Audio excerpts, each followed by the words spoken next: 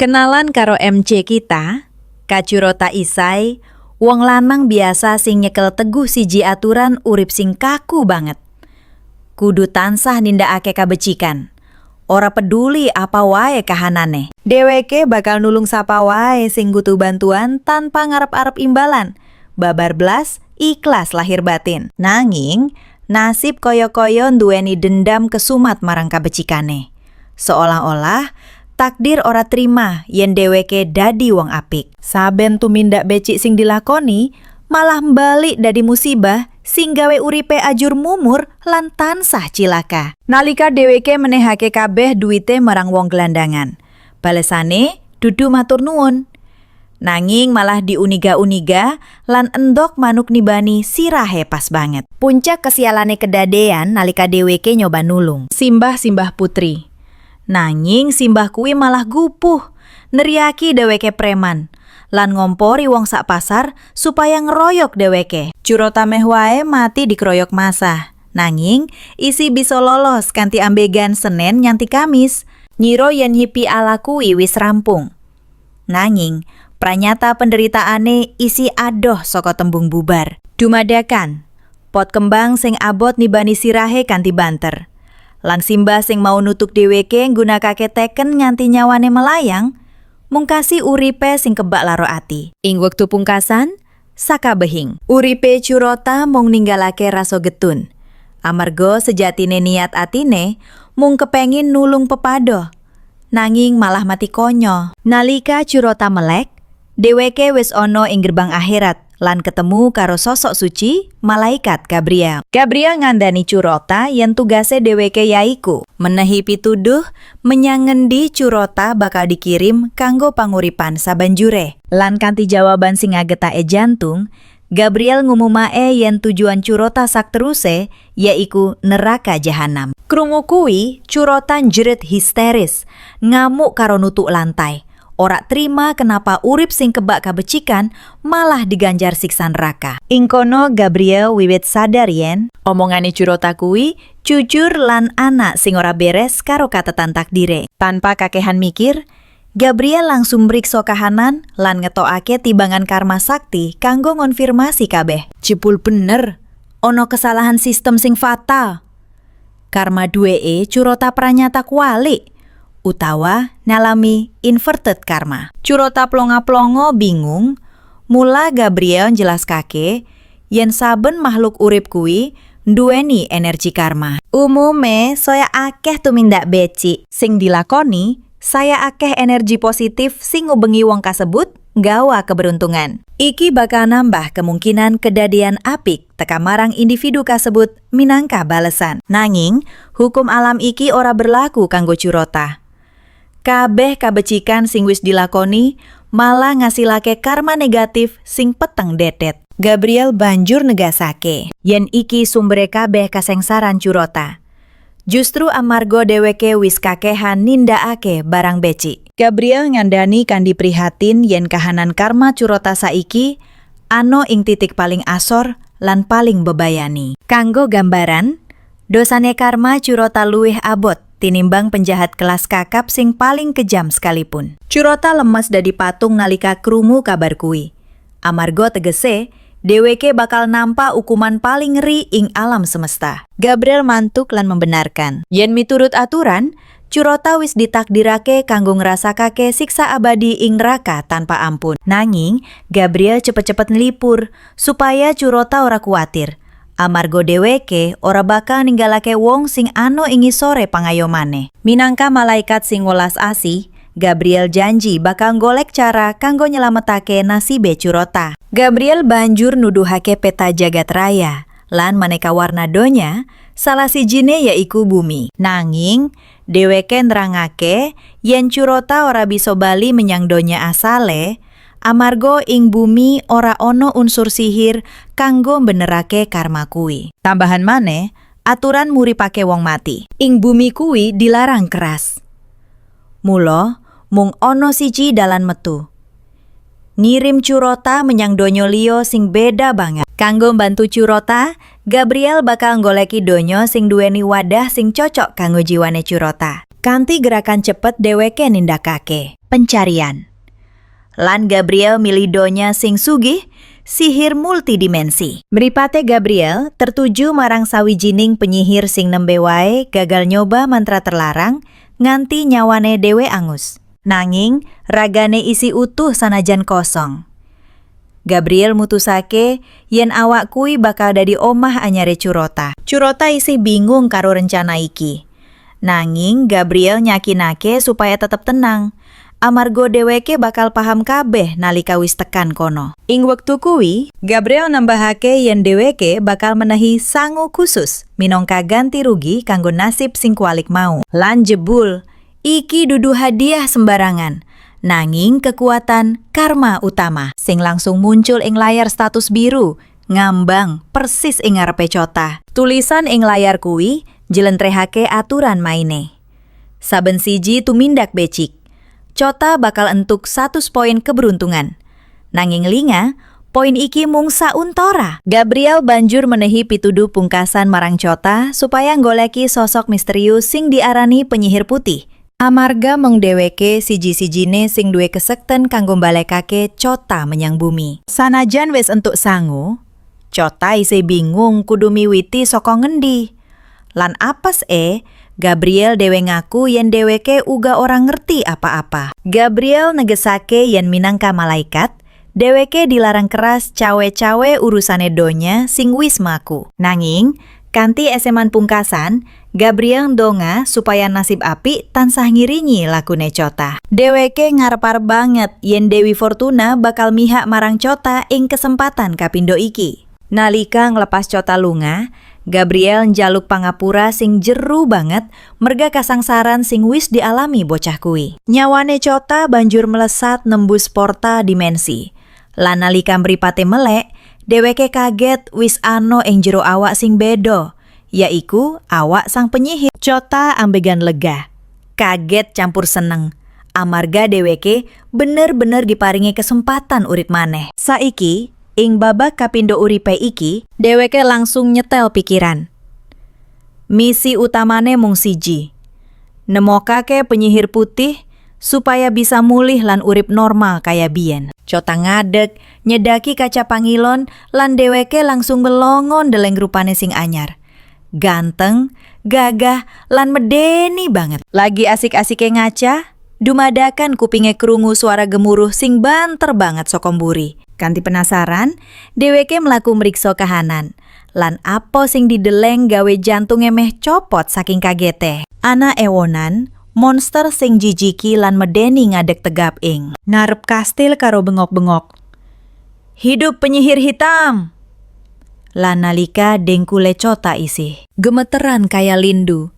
Sawijining goblin jedul ing burine karo nawani jubah kebesaran. Goblin kuwi banjur ngomando para pasukan monster supaya surak luwih banter kanggo manungsa paling kuat. Ing sejarah, sosok legendaris sing ora tau nglakoni kabecikan blas sajrone uripe. Cetane, penyihir hitam iki kondang minangka penjahat kelas kakap sing wis nggawe karusakan paling parah ing donye. Titisane iblis dhewe, amarga uteke Cota ora kuat. Nampak kasunyatan edan iki. Dheweke langsung melayu mlebu lan banting lawang rapet-rapet. Insting pertamane mung siji, mingget. Dheweke ora ngerti apa-apa babagan mimpin pasukan monster sing medeni kuwi. Mak bedunduk. Goblin sing mau wis ono ing sisihe maneh, takon kanthi polos opo Cota ora apa-apa. Cota mewae semaput saking kagete. Lan kanthi gupuh dheweke bentak goblin kuwi, takon apa karepe. Goblin kuwi banjur ngenalake awake minengka Groot lan ngelingake Cota yen dheweke iku penasehat anyar sing lagi wae diangkat wini sore. Ora nganggo suwe, Cota langsung nembat pitakonan. Kenapa ano atusan monster sing ngepung kastile? Groot mangsuli karo mesem sumringah. Ngandani Cota yen kabeh monster kuwi kumpul. Amarga kuwi dawuhe. Cota dhewe jebul Penyihir hitam asli wis ngrancang serangan gede-geden kanggo ngancurake desa-desa sakiwa tengene mula pasukane diklumpukake. Krungu rencana jahat kuwi, Chota langsung panik setengah mati lan bengok supaya Groot mbatalake kabeh perintah mau saiki uga. Groot langsung kaget, raine pucet lan bingung banget krungu owah-owahan perintah sing dadak kuwi. Dheweke langsung nyalahake awake dhewe. Lan sing gawe gila, dheweke njentikake driji kanggo ngobong awake dhewe minangka ukuman. Chota jerit kaget ndeleng tumindak nekat kuwi. Lan kanthi refleks, dheweke ngetokake sihir kanggo mateni genine.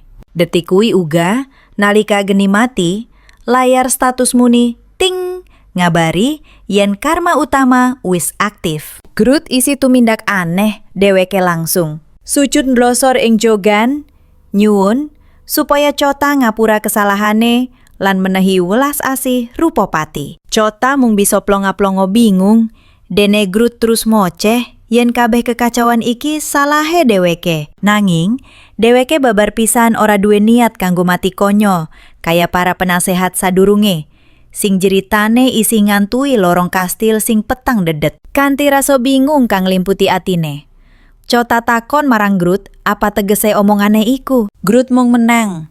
Drijine banjur nuding menyang tembok watu sing adem, menehi wangsulan tanpa suara. Nalika Curata noleh, mripate langsung disuguhake pemandangan atusan sira manungsa sing dipajang ing tembok, gawe dheweke jerit histeris lan nuntut penjelasan babagan horor sing ana ing ngarepe. Kanthi langkah sing abot lan rasa mungkret, dheweke nyedaki tembok iku. Batine bertanya-tanya, dosa gede apa sing wis dilakoni wong-wong iki nganti nasibe tragis kaya ngono. Dheweke nyoba namatake luwih cetha lan nemokake yen ing saben sirah ana papan jeneng sarta alasan kenapa nyawane dicabut kanthi peksa. Ana siji sing mung ngabdi dadi penasehat raja suwene 6 dina. Lan dheweke dieksekusi mung amarga teka telat. Ing sisihe ana maneh sing nasibe ora kalah apes, wis ngabdi marang sang raja suwene 13 dina. Nanging nyawane dipungkas kanthi cara sing sadis amarga konangan nyoba kabur saka kastil neraka iki. Malah ana sing luwih ngenes, mung kerja 31 menit langsung dipateni mung gara-gara idu sembarangan. Chota kaget setengah mati nyadari betapa kejem lan dolime awake ing masa lalu. Mula dheweke langsung sumpah marang Groot yen dheweke ora bakal nglarani andahane kuwi. Minangka bukti keseriusane, Chota ngumumake yen wiwit detik iki Groot diangkat dadi penasehat pribadi seumur urip. Krungu dawuh iku, Groot kaget banget nganti meh ora percaya. Banjur kanthi andap asor dheweke nyaturake panuwun marang Curata. Curata banjur ngelingake yen dheweke bakal takon pirang-pirang bab. Lan sanajan pitakonane terdengar aneh, Groot kudu mangsuli kanthi jujur lan bener. Pitakonan kapisan sing metu saka cangkeme Curata yaiku, "Sapa sejatine aku?" Lan kanthi mantep Groot mangsuli yen dheweke iku penyihir ireng paling sekti mandraguna ing jagat raya. Chota nuntut maneh sapa jenenge. Lan Groot jawab kanthi kebak pakurmatan yen asmane yaiku Sang Black Mage. Ora mandek ing kono, Curata uga takon ing ngendi papan dununge dheweke saiki. Nalika Groot krungu pitakonan iku, dheweke ngira yen Chota lagi nguji sepira jerone kawruhe minangka penasehat setia. Kanthi sigap, Groot njlentrehake yen saiki dheweke kabeh ana ing jero kastil agung, sawijining benteng sing ora bisa ditembus mungsuh, lan dadi pusat kekuatan sing nguwasani tlatah kidul. Pranya ing detik iku, sadarlah Chota yen dheweke bener-bener wis reinkarnasi dadi tokoh jahat lan saiki nyekel kendali liwat kerajaan sing isine para monster sing medeni. Chota banjur takon maneh, wis pirang suwene dheweke dadi pangguasa ing tanah kidul iki. Groot mikir sedelah, banjur kanthi gugup mangsuli yen wis 40 menit. Nanging jawaban iku gawe Curata bengok banter. Bingung opo karepe. Kanthi weleri wedi, Groot cepet-cepet benerake omongane.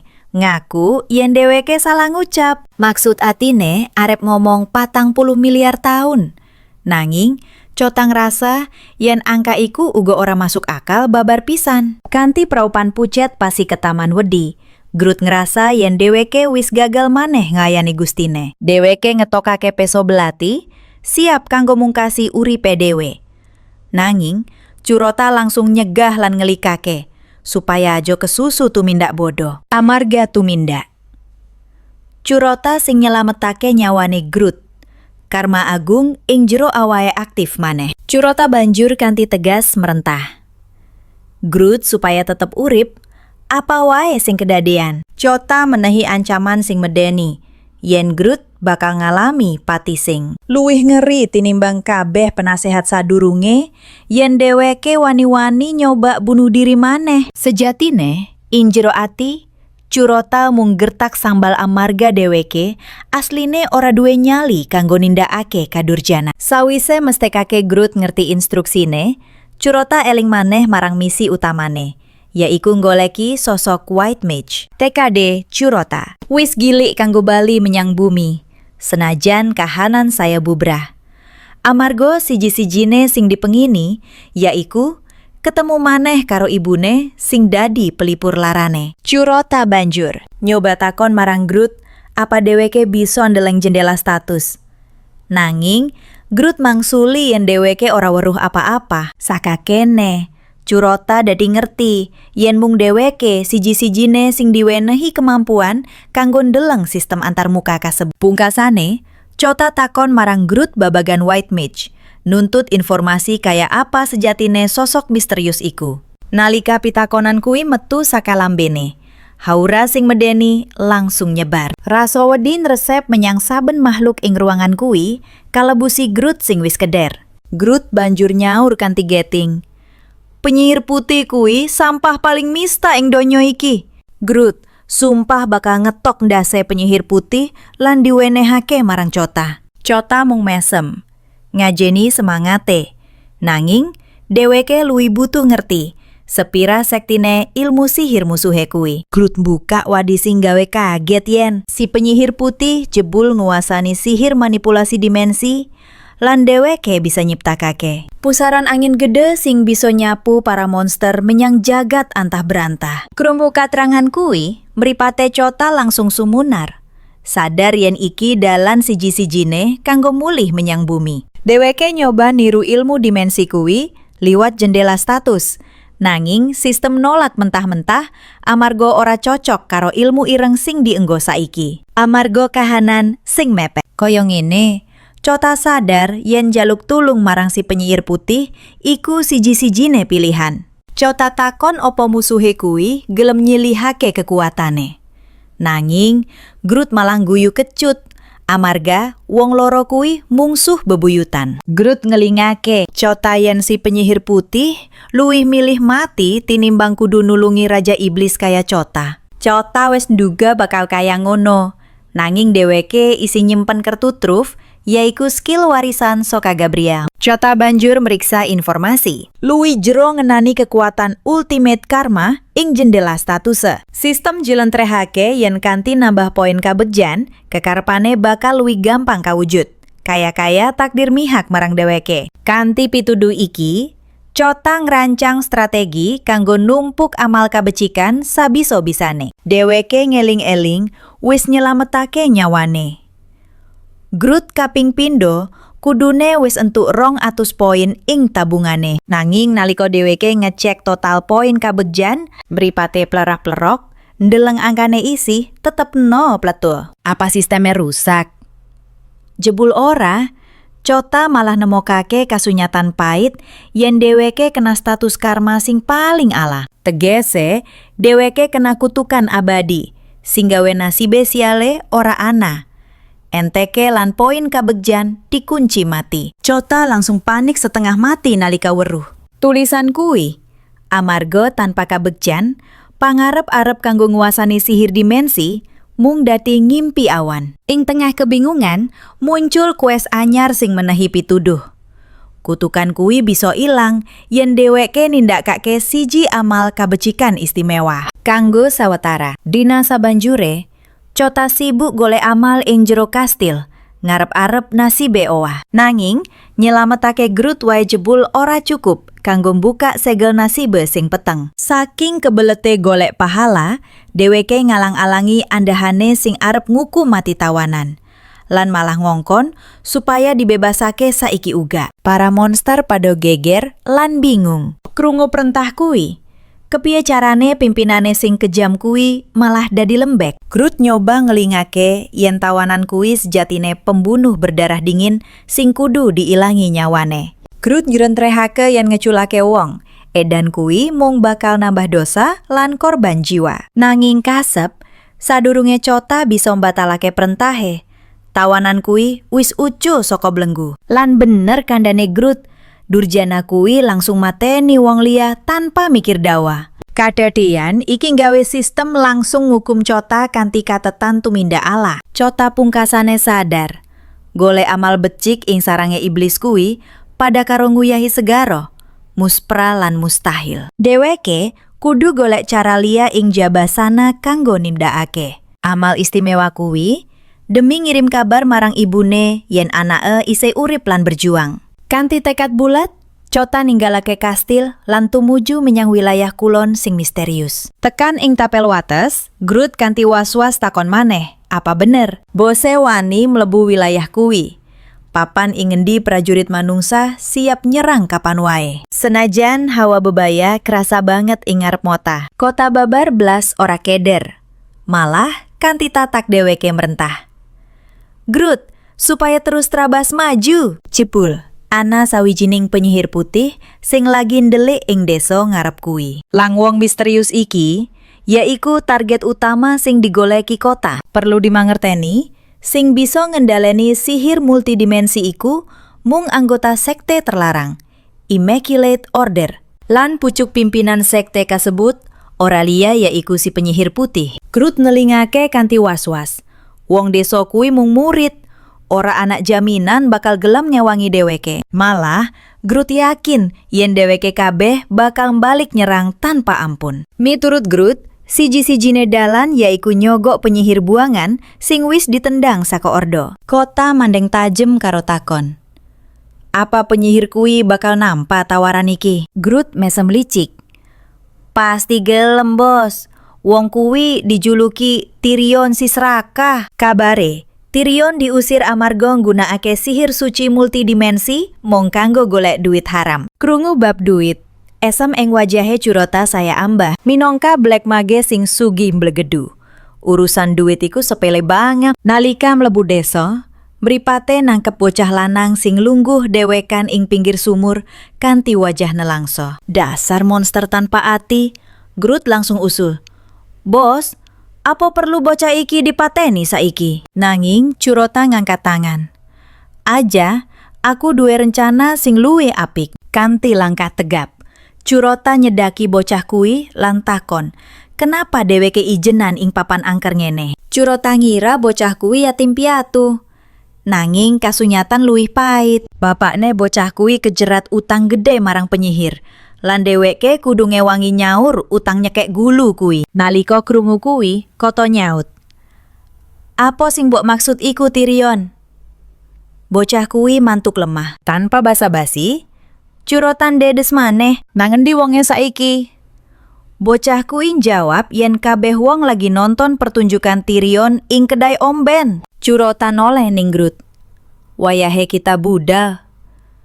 Tapi sadurunge kuwi, ana urusan sing kudu dirampungake. Pikirane Groot sing kejem langsung ngeres. Dheweke ngira Curota bakal merentah ngetok-ngetok bocah kuwi. Nanging Kota nyegah. Wis, menengah. Tangane Curota ngranggeh kantong lan ngetokake sakeping koin emas sing kinclong. Dheweke nguncalake koin kuwi menyang bocah mau. Iki dudu sedekah, iki investasi, amal kebaikan. Bocah kuwi meh semaput saking kagete nalika ndeleng emas murni ing ngarep mata. Nanging Kota isi mrengut. Sistem sialan iki ora nganggep tumindake minangka amal sing cukup. Ing sisih liya, Groot uga melu kaget. Kenapa bosku sing kejem iki? Malah menehi duit ning manungsa. Kota salah nampo ekspresine Grut, dheweke mikir. Oh, siji koin isi kurang tah. Tanpa mikir dawa, Curota langsung ngulungake. Sakabehing kantong duit marang bocah kuwi. Sanalika, bocah mau dadi manungsa paling bejo sakdonya. Grut panik setengah mati. Batuke kerut, takon-takon kenapa Curota nindakake hal edan kaya ngono. Senajan wis ngamal edan-edanan, sega nasib ing awake, Curota isi hutuh. Tegese, kabeh bando sing diwenehake mau, isi durung cukup kanggo nembus kutukane. Grut wiwit ragu karo keyakinane. Kota kudune dadi manungsa paling medeni, tapi kok tingkahe aneh bin ajaib. Nalika Grut isih ngelu mikirake kahanan, dheweke weruh bocah mau nyembah-nyembah kanthi rasa matur nuwun sing tulus marang Karota. Bocah kuwi nyebut Curota minangka pahlawan lan ing wektu iki delusi edan Grut wiwit gedul. Dheweke nyimpulake, "Oh, bos kota mesti lagi nyiapake bocah iki dadi peneruse. Kanthi duit kuwi, bocah iki saiki ana ing genggamane, bakal nyembah bos selawase minangka gustine." Injero ngayawarane, Grut bayangake yen bocah polos iki bakal nindakake kekejeman gegirisi demi nyedak marang sang tuan, demi Curota, yang kelak akan menjadikannya sekutu sekaligus penguasa mutlak wilayah selatan. Grut masih hanyut dalam imajinasi kejayaannya, sampai suara Curota menyentaknya kembali ke realita. Saatnya mereka bergerak. Tak butuh waktu lama, langkah kaki membawa mereka sampai di tujuan, tepat di depan kedai tua itu. Namun, sosok Tyrion seakan lenyap di telan bumi tanpa jejak. Mendadak, sebuah layar sihir bercahaya muncul di depan kedai, menyita seluruh perhatian para pengunjung. Grut panik dan memperingatkan Curota. Benda itu memancarkan aura sihir multidimensi yang sangat berbahaya. Di layar itu, terpampang adegan dramatis dua sejoli yang sedang mengucapkan salam perpisahan penuh air mata. Namun, tepat di puncak ketegangan emosional saat adegan paling seru, layar itu mendadak padam. Suara sistem pengumuman tiba-tiba bergema memberitahu para penonton yang kecewa bahwa siaran gratis telah mencapai batas akhirnya. Kerumunan pun meledak dalam amarah. Bagaimana bisa ceritanya dipotong begitu saja di bagian paling mendebarkan? Suara misterius itu kembali berujar, menuntut 1 koin emas jika mereka ingin mengaktifkan kembali sihir multidimensi itu dan mengetahui kelanjutan takdir semesta. Kekacauan pun pecah. Para pengunjung saling tunjuk dan berdebat sengit. Tak ada yang sudi merogoh kantong demi membayar.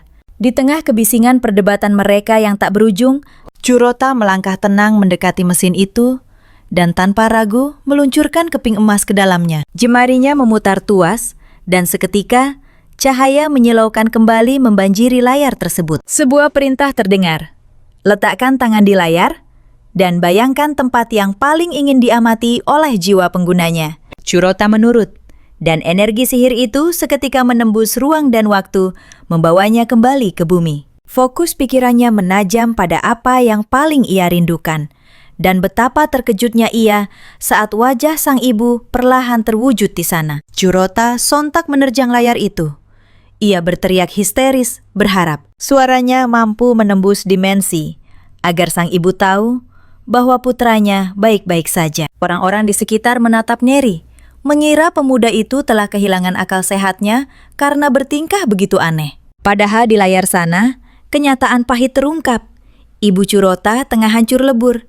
Jiwanya remuk redam dan wajahnya dipenuhi duka mendalam pasca kepergian putra tercintanya. Wanita malang itu tak kunjung pulih. Setiap hari menyeret langkah ke makam Curota dengan membawa bunga tanda cinta. Saat melangkah keluar dari area pemakaman yang sunyi, pertahanannya runtuh. Ia menangis terseduh-seduh di tempat umum tanpa mempedulikan tatapan dunia. Air mata menderas membasahi pipi. Seiring bibirnya merapalkan kerinduan yang menyayat hati pada sang putra. Bahkan para pengunjung kedai yang menonton pun tak kuasa menahan tangis, tersentuh oleh tragedi yang begitu memilukan. Grut menoleh ke atas dan mendapati tuannya, Curota, juga tengah berlinang air mata. Dan tanpa sadar, air mata pun ikut jatuh dari mata Grut sendiri. Grut merasa hancur melihat tuannya rapuh, meski ia salah sangka dan mengira ini adalah efek mantra agung yang luar biasa. Setelah beberapa menit larut dalam tangisan, tatapan Curota berubah tajam. Ia memutuskan tak akan menyerah pada takdir kejam ini dan membiarkan ibunya terus menderita dalam kesedihan. Ia cengkeram layar itu kuat-kuat. Berteriak sekuat tenaga dari lubuk jiwanya, memaksa ibunya untuk mendengarnya. Cahaya di layar bergejolak liar akibat sentuhan Curota. Groot berteriak panik, memohon agar tuannya mundur sebelum sihir dimensi itu menghancurkan tubuhnya. Namun Curota menulikan telinganya pada peringatan. Groot! Ia terus meraung, memanggil ibunya dengan sisa napas yang ada. Sistem pengumuman berbunyi nyaring, menandakan perangkat keamanan otomatis sedang diaktifkan. Tubuh Curota tersengat gelombang sihir yang menyiksa. Rasa sakit menjalar ke seluruh saraf. Namun genggamannya tak sedikit pun melonggar. Curota bertekad menelan semua rasa sakit itu, karena ia yakin suaranya pasti bisa menembus batas alam dan sampai ke telinga ibunya. Ia terus berteriak tanpa henti, meyakinkan sang ibu bahwa putranya ini masih hidup. Kayo ono mujizat. Dumadakan ibune bisa krungu suarane Curota. Kanthi kaget, sang ibu noleh lan weruh cahya putih sing ngetokake gema suarane putrane. Kabut misteri iku ilang. Kabeh dadi cetha welo-welo. Lan wanita malang iku pungkasane bisa ndeleng rupa putrane maneh. Sanajan bingung campur kaget. Curota yakinake yen kuwi bener-bener dheweke. Curota ngomong kanthi cepet marang ibune, sanajan wektune wis mepet banget lan dheweke ora duwe kesempatan kanggo njelaske kabeh kedadean.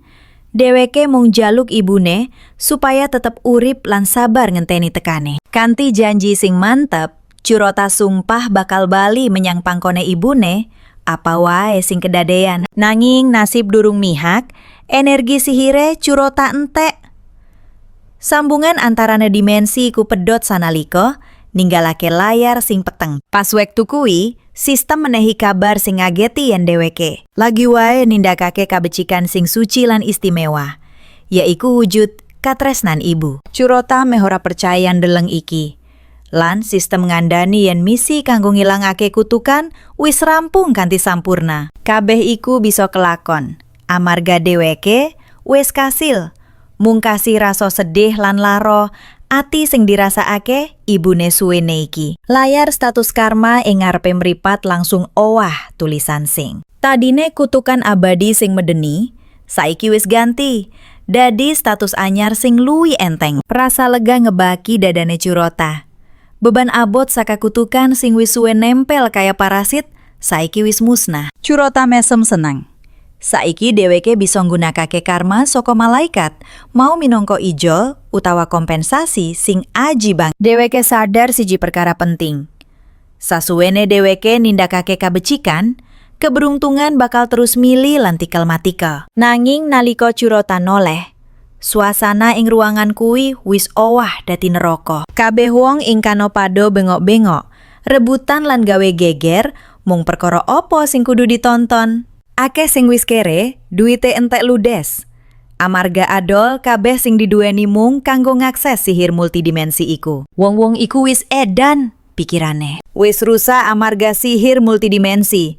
Nganti ano sing rila nyabut lan nyadol untuk mase dhewe demi akses sedela. Groot ngrasakake hawa sing ora penak lan nyajak Curota lunga. Amarga sihir multidimensi, iku kayane wis gawe wong-wong dadi kumpulane wong gendeng sing ngamuk. Ing tengah-tengah kerusuhan, ana wong mabuk nyiram bir menyang awake Groot.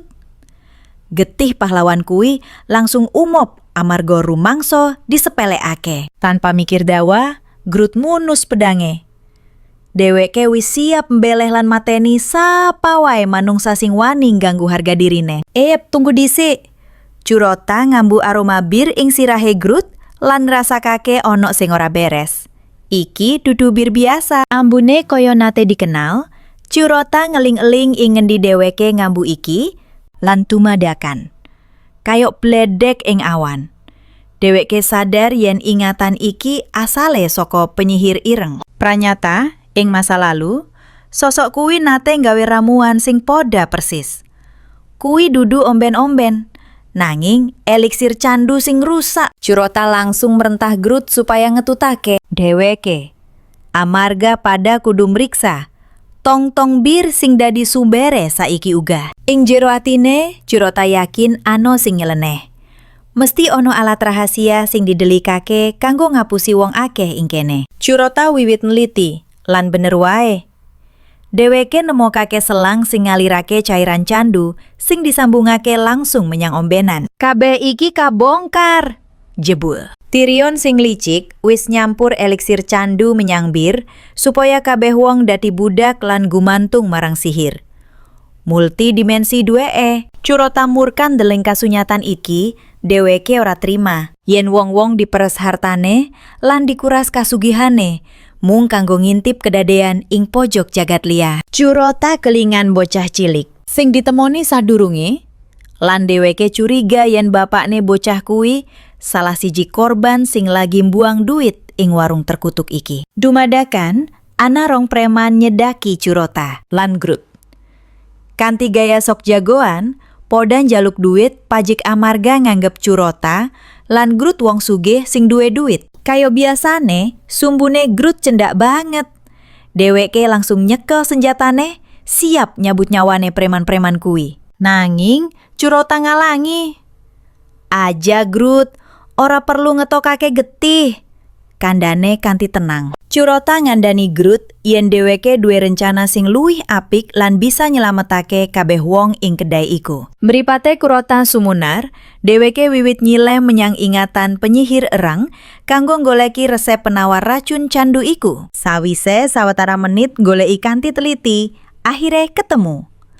Curota langsung rapal mantra lan nyaktifake penaware. Blar! Gelombang energi sihir langsung bledos, nyapu kabeh wong sing ono ing jero ruangan iku. Ajaib tenan. Siji baka siji, kesadaran wong-wong mau bali pulih kaya-kaya mentas tangi turu. Kabeh pado bingung, tolah-toleh lan takon. Loh, kok aku bisa ano ing kedai wayah wengi ngene? Ora mung kuwi, Curota uga nyebarake energi suci menyang sakabehing desa. Medhot rantai kutukan Tyrion selawase. Kulawarga sing maune ajur mumur gara-gara pengaruh jahat. Saiki mulai rukun maneh. Hawa nepsu setan kanggo nggunakake alat dimensi iku wis ilang musnah. Grut nganti melongo. Dheweke ora percaya. Mripate dhewe nalika weruh preman-preman iku padha njaluk ngapura kanthi sopan. Ing detik iku Grut sadar yen sihire Curota wis ngresiki kabeh hawa nepsu lan amarah saka atine para warga. Nanging dudu Grut jenenge yen ora duwe pikiran sing nyeleneh lan fiksi banget. Ing uteke dheweke yakin Curota nindakake iki supaya manungsa dadi manut lan gampang diatur. Supaya ora wani nglawan maneh. Maune galak kaya singa, saiki dadi ringkih lan pasrah kaya cacing lemah. Dumadakan, suara sistem muni ing kupinge Curota menehi kabar bungah yen dheweke wis kasil nindakake kabecikan. Gedelan entuk poin keberuntungan minangka hadiah. Curota ambegan lega lan matur nuwun. Ternyata mantra pemurnian iki dadi ladang panen poin sing ora dinyana-nyana. Total poin saiki tembus 238.000. Kanthi iki, impen nguasani sihir multidimensi wis ono ing ngarep mata. Nanging kasenengan iku ora suwe. Blar! Suara bledosan dahsyat ngguncang. Bangunan kedai nganti oreg. Lan sakawali kepega muncul sosok penyihir sing jenenge Tyrion. Jebul Tyrion kuwi wanita. Wajah ayune saiki ketutupan amarah gede amarga. Curota wani ngrusak bisnis emas Grut langsung kaku nalika ngerti wujud asline Tyrion sing sejatine. Ternyata wanita tulen. Dudu raksasa lanang medeni sing wis dibayangke ing sirahe. Tyrion orang reken dheweke babar pisan. Mripate tajem riksasi sabir kanggo mbok tekake rasa curigane. Prang! Gelas dibanting kanthi kasar. Dheweke bengok nuntut sapa bajingan sing wani ngresiki ombenan iku. Nyawane para warga rasane kaya ing pucuk tanduk. Wedi bakal dihabisi dening penyihir kejem iki. Pada ndredeg lan gagap, Sumpah mati yen dheweke ora ngerti apa-apa babagan kedadean kuwi. Mripate Tyrion nyisi ruangan kaya elang sing golek mangsa. Banjur drijine nuding lurus marang Curota lan Groot. Nalika sing nginterogasi identitas wong loro iku, mripate nanar weruh botol-botol eliksir sing wis remuk dadi beling. Kanthi langkah sing tenang nanging ngancang, aura mateni nyebar ing saubenge. Dheweke nyedaki Curota. "Apa koe asune Immaculate Order?" Pitakone landep kaya silet. "Apa ngusir aku durung cukup? Saiki ordo terkutuk iku arep nyeret aku menyang penjara." Amarah murup ing dadane. Tanpa abo-obo, Curota dumadakan wis kajebak ing posisi bahaya. Nade pas ing tengahing lingkaran sihir. Tyrion ngucap mantra, lan geni neraka langsung nyembur arep mobong dheweke. Nanging Curota tetep tenang. Ing detik kritis iku, memori lawas penyihir hitam liwat ing pikirane. "Iki lingkaran geni." Dheweke langsung ngenali teknik mematikan iku saka ingatan masa lalu. Tanpa mikir dawa, Curota ngetutake instinge lan nyawat koin emas menyang arah tengen kanthi cepet. Curota dhewe sejatine kaget karo gerakan tangane sing refleks iku, tumindak sing murni, digerakake dening intuisi alam sadar tanpa rencana. Ping, skill Ultimate Karma aktif. Sistem ngelingake yen wektune Curota mung kari 3 menit wae. Koin iku ngenani pipa banyu. Krat. Banyu muncrat deres banget, langsung nyiram lan mateni geni ganas iku saknalika. Tyrion melongo ora percaya.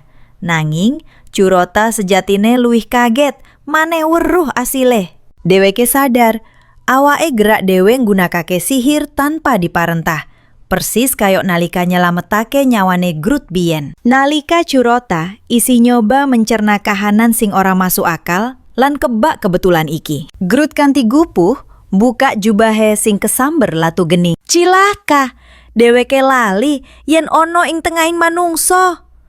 Wujud asli goblin saiki katon cetha wela-wela. Suasana dadi kacau balau. Wong-wong podo jerit histeris lan geger nalika weruh makhluk ijo iku. Di tengah amarah yang memuncak, warga menuntut nyawa Groot yang dituduh sebagai pencuri hasil panen mereka. Namun tiba-tiba, Chota melangkah maju dengan gagah berani untuk melindungi bawahannya dari kepungan massa yang beringas. Saat kota melepas jubahnya, terungkaplah sebuah kebenaran yang mengguncang jiwa. Sosok di hadapan mereka adalah sang penyihir hitam legendaris yang terkenal kejam. Seketika itu juga, teror murni merasuki hati setiap orang yang melihatnya. Kepanikan massal terjadi.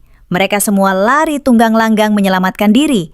Bahkan Tyrion pun terpaku tak percaya melihat sang penyihir hitam di tempat kumuh seperti ini. Akan tetapi, Tyrion menolak untuk mundur. Matanya berbinar penuh ambisi karena kepala Kuroda dihargai 100 miliar koin emas. Keyakinan membara di dada Tyrion. Ia merasa sanggup menumbangkan sang legenda.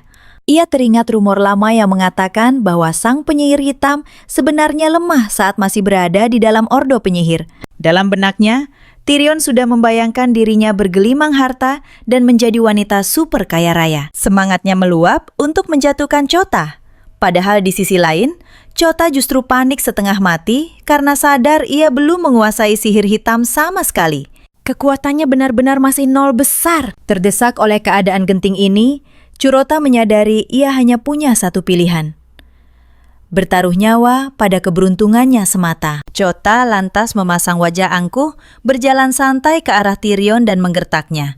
Menyebut bahwa Tyrion memang kuat, tapi menyedihkan karena kurang fokus. Kata-kata tajam itu sukses menusuk harga diri Tyrion. Konsentrasinya buyar seketika, membuatnya buta akan bahaya yang mulai mengintai di sekelilingnya. Saat ia menyadari situasinya, jilatan api telah merayap dan mulai membakar seisi ruangan. Curota tidak membuang detik berharga. Ia menyambar Groot dan bergerak secepat kilat mengikuti insting bertahan hidupnya. Ia menerobos sebuah jendela kecil yang mengarah langsung ke dalam tangki air raksasa. Tepat saat tubuh mereka mendarat di dalam air, ledakan api yang dahsyat melahap seluruh ruangan tersebut. Ketika amukan api mulai sedikit mereda, Chota perlahan membuka tutup tangki untuk mengintip situasi di luar. Rencananya adalah menyelinap kabur memanfaatkan kepulan asap tebal yang masih menyelimuti area itu. Namun, takbir berkata lain. Saat mereka keluar, ternyata neraka api itu gagal membunuh Tyrion. Justru kini, wanita itu bangkit dengan aura kemarahan yang jauh lebih mengerikan dibanding sebelumnya. Jantung Chota seakan berhenti berdetak. Ia sadar dirinya dalam bahaya besar karena keberuntungannya hanya tersisa 1 menit lagi. Ia harus memutar otak dan melumpuhkan Tyrion hanya dalam waktu 60 detik atau nyawanya melayang. Curota kembali ke mode akting kelas dewa. Dengan nada merendahkan, ia mengingatkan Tyrion bahwa dirinya begitu agung dan kuat, hingga tak perlu mengotori tangan menggunakan sihir untuk melawan Kroco sepertinya. Dengan tatapan dingin, Chota menantang apakah Tyrion benar-benar berpikir punya kesempatan menang melawannya. Provokasi itu sukses besar. Amarah Tyrion meledak tak terkendali. Ia bersumpah akan membuat Chota menyesali kesombongannya saat itu juga. Bola api mematikan melesat. Namun, tepat saat serangan itu, hendak menghanguskan wajahnya, Chota terpeleset konyol. Ajaibnya, kecerobohan itu justru menyelamatkannya dari panggangan maut Tyrion. Tapi mimpi buruk belum usai. Tyrion yang murka tidak memberi ampun sedikit pun. Ia telah menciptakan lingkaran sihir raksasa dengan tujuan tunggal untuk memusnahkan Chota hingga ke atom-atomnya. Situasi semakin kritis. Chota hanya memiliki sisa waktu 5 detik sebelum keberuntungannya habis total. Dan saat mantra pemungkas Tyrion menghantam, Curota berhasil lolos di detik terakhir, menyisakan 1 detik keberuntungan di jam takdirnya. Tyrion tubuhnya ambruk seketika.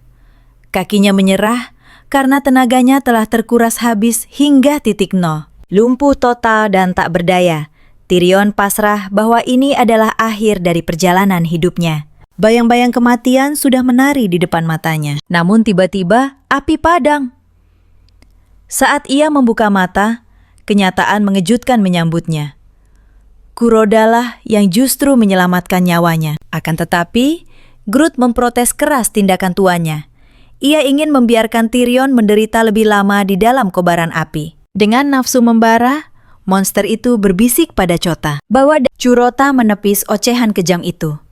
Ia melangkah mendekati Tyrion, menegaskan bahwa ia takkan meninggalkan musuh yang sudah tak berdaya. Namun tiba-tiba, pandangan Curota terkunci pada sesuatu yang mengejutkan. Chota keseret melebu menyang tumpukan memori paling peteng, lan wigati dueke sang Black Mage. Ing kono, Chota nyekseni sang penyihir ireng ngadeg ing tengahing jagat sing ajur mumur. Kencang rangkul sosok sing paling ditresnani. Kasunyatan pait nempuh dada.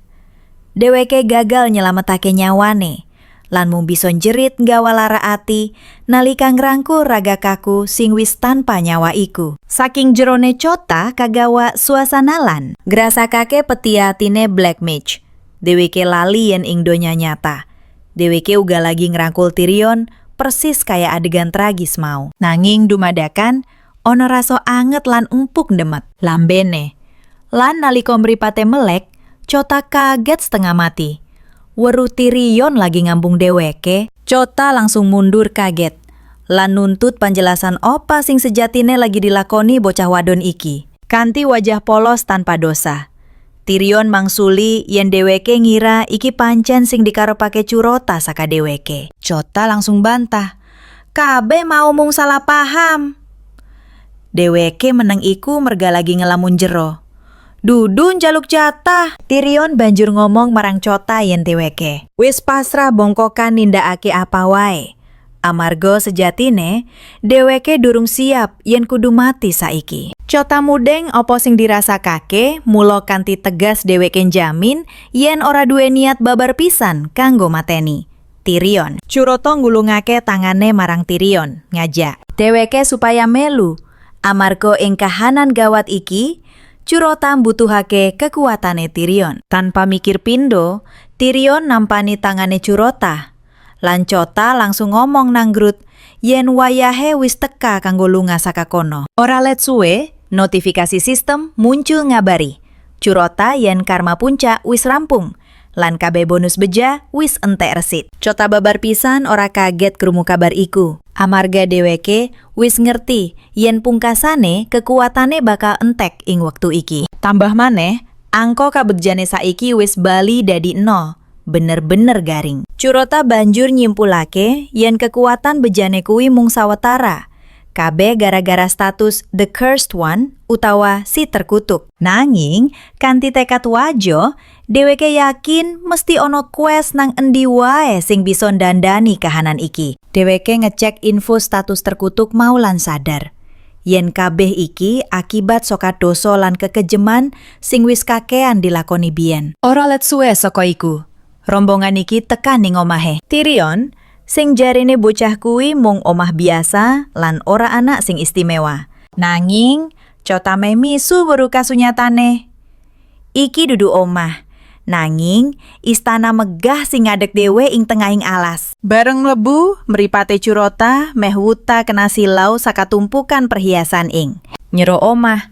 Lan Chota langsung nuduh apa Tyrion wis korupsi duit rakyat kanggo gaya urip mewah ngene. Tyrion cepet-cepet bela diri, ngomong yen dheweke ora nate nindakake bab nista kuwi lan jlentrehake yen omah gedong iki warisan turun-temurun saka wong tuane. Nanging Groot dudu tipe sing gampang ngandel karo omongan manis kaya ngono. Sawise kahanan rada adem, Chota ngomong serius yen dheweke butuh sihir multidimensi Tyrion kanggo lunga menyang planet liya. Tyrion kaget lan ngomong sembrono yen Curota mesti wis gendeng.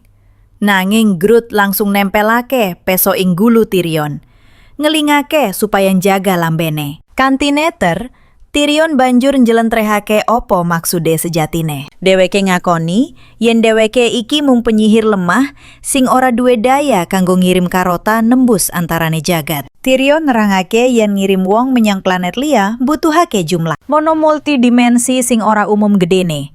Lan kuwi mung bisa dilakoni dening sosok legendaris, White Mage. Tyrion nambahake, kanthi kekuatan cupet sing diduweni saiki, dheweke mung bisa ngintip kahanan donya liya, ora luwih. Nalika Curota krungu penjelasan iki, raine tetep tenang lan ora kaget. Amarga wiwit awal dheweke wis nira yen dalane ora bakal gampang kaya balik tangan. Sanajan mangkono, dheweke yakin bakal bisa nindakake yen wis diajari dasar-dasare sihir multidimensi. Amarga ing jero awake ana jiwa Black Mage, makhluk sing kekuatane ngedap edabi. Chota banjur merentah Tyrion supaya ngajari kabeh ilmu sihir multidimensi sing dheweke ngerti, lan janji bakal ngerampungake sisane dhewe. Tyrion mung bisa melongo, kaget setengah mati krungu. Kanthi tatapan ora percaya, dheweke malah wani takon apa Curota kuwi wong goblok utawa dudu. Kaya biasane, geti ing awake Groot wis umop, mung nunggu siji perintah kanggo nyuwek gulune Tyrion nganggo pedang cendake. Tyrion banjur mangsuli yen penjaluke Curota kuwi pancen ora tinemu nawar. Nanging Groot nyedak kanthi pasuryan medeni, bisiki yen Curota mung lagi nyoba sepira jerone ilmune wanita kuwi. Groot nelingake kanthi adem, yen salah sithik wae, nyawane bakal melayang wektu iki uga. Wedi yen bakal mati konyo.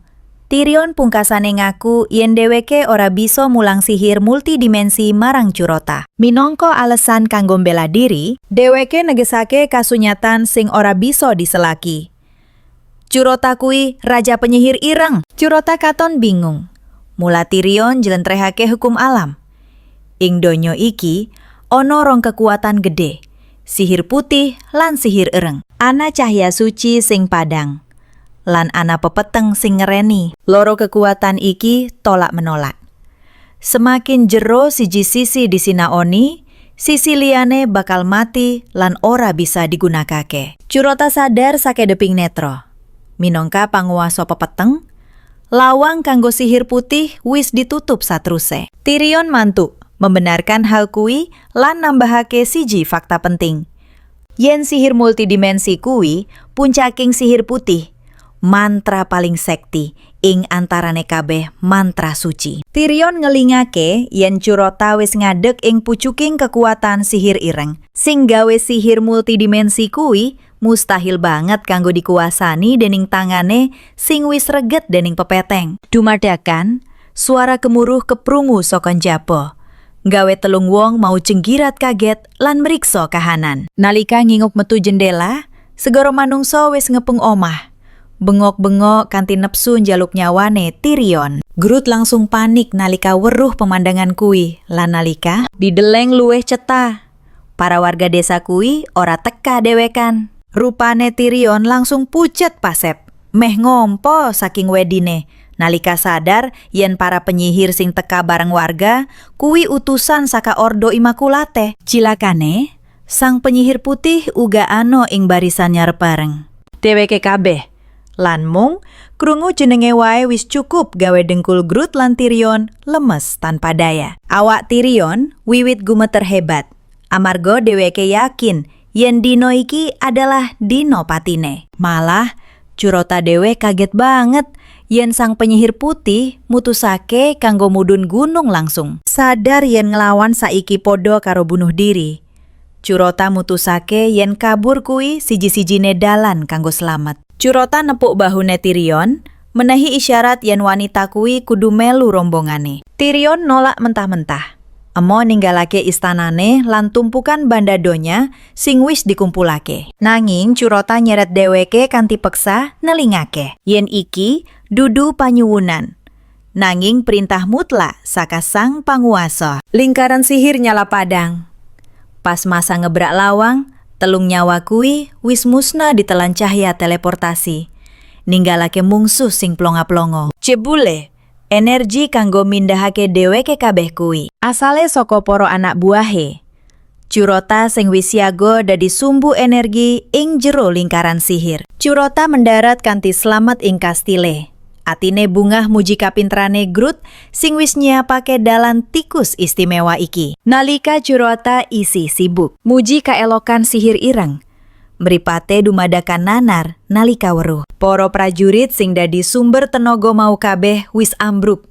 Kaku dadi mayit tanpa nyawa. Bingung lan murka, Curota nuntut panjelasan opo sing kedadean. Lan kanthi santai Groot mangsuli yen nyawane para prajurit kuwi pancen rega sing kudu dibayar. Groot buka wewadi petengien. Teleportasi kuwi sihir paling agung lan paling kejem ing donya goblin. Lan carane kerjane yaiku nyedot nyawa sing nimbali supaya bisa mindahake roga neliwati jarak sing adoh banget. Krungu kuwi Curota dadi edan. Dheweke nyekel gulune Groot, bengok kenapa ora dikandani babagan tumbal nyawa iki sadurunge. Nanging kanthi eseman tipis sing reni, Groot mung mangsuli yen dheweke ora pengen ganggu pikirane Curota karo perkara-perkara sepele kaya ngono. Curota benar-benar tak habis pikir. Bagaimana bisa Groot menganggap nyawa manusia sesepele itu? Sianya lagi, sistem langsung membunyikan alarm. Curota kena bad action tag. Peringatan keras bahwa dia baru saja melakukan dosa. Kilas balik pun menyeruak, memperlihatkan masa lalu kelam sana, gadis malang yang diperlakukan lebih rendah dari binatang. Dia diusir secara paksa dari tempat kerjanya oleh bos kejam yang memecatnya hanya gara-gara satu piring pecah. Langkah kakinya gontai menyusuri jalanan, diiringi cemoohan warga yang menusuk hati. Anak pembunuh. Cap itu melekat padanya, membuat tak ada satupun manusia yang sudi mendekati sana. Sana pun terlantar, menderita sendirian di jalanan yang dingin. Hingga suatu malam, sosok hijau misterius muncul dan menawarkan dirinya untuk dimakan. Makhluk itu menjanjikan satu hal. Makanlah aku, dan semua deritamu akan sirna. Kembali ke masa kini, Curota akhirnya memecahkan rahasia mekanisme Ultimate Karma. Meski harus jatuh bangun di tanah selatan yang keras, dia berhasil mengumpulkan sedikit poin kebaikan. Dan lucunya, mayoritas poin itu didapat bukan dari membunuh, tapi melerai monster yang tawuran dan memaksa mereka jadi sohib.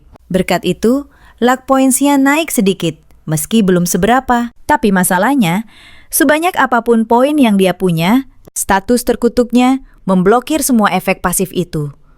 Benar-benar nasib yang sial. Satu-satunya cara adalah dengan mengaktifkan skill Ultimate Karma. Saat aktif, semua poinnya langsung terbakar habis, memberinya keberuntungan tingkat dewa selama durasi skill berjalan. Dia teringat momen krusial sebelum duel maut lawan Tyrion, di mana dia panen 200.000 poin hasil menyucikan satu desa. Tanpa ragu, instingnya langsung menyalakan Ultimate Karma saat itu juga.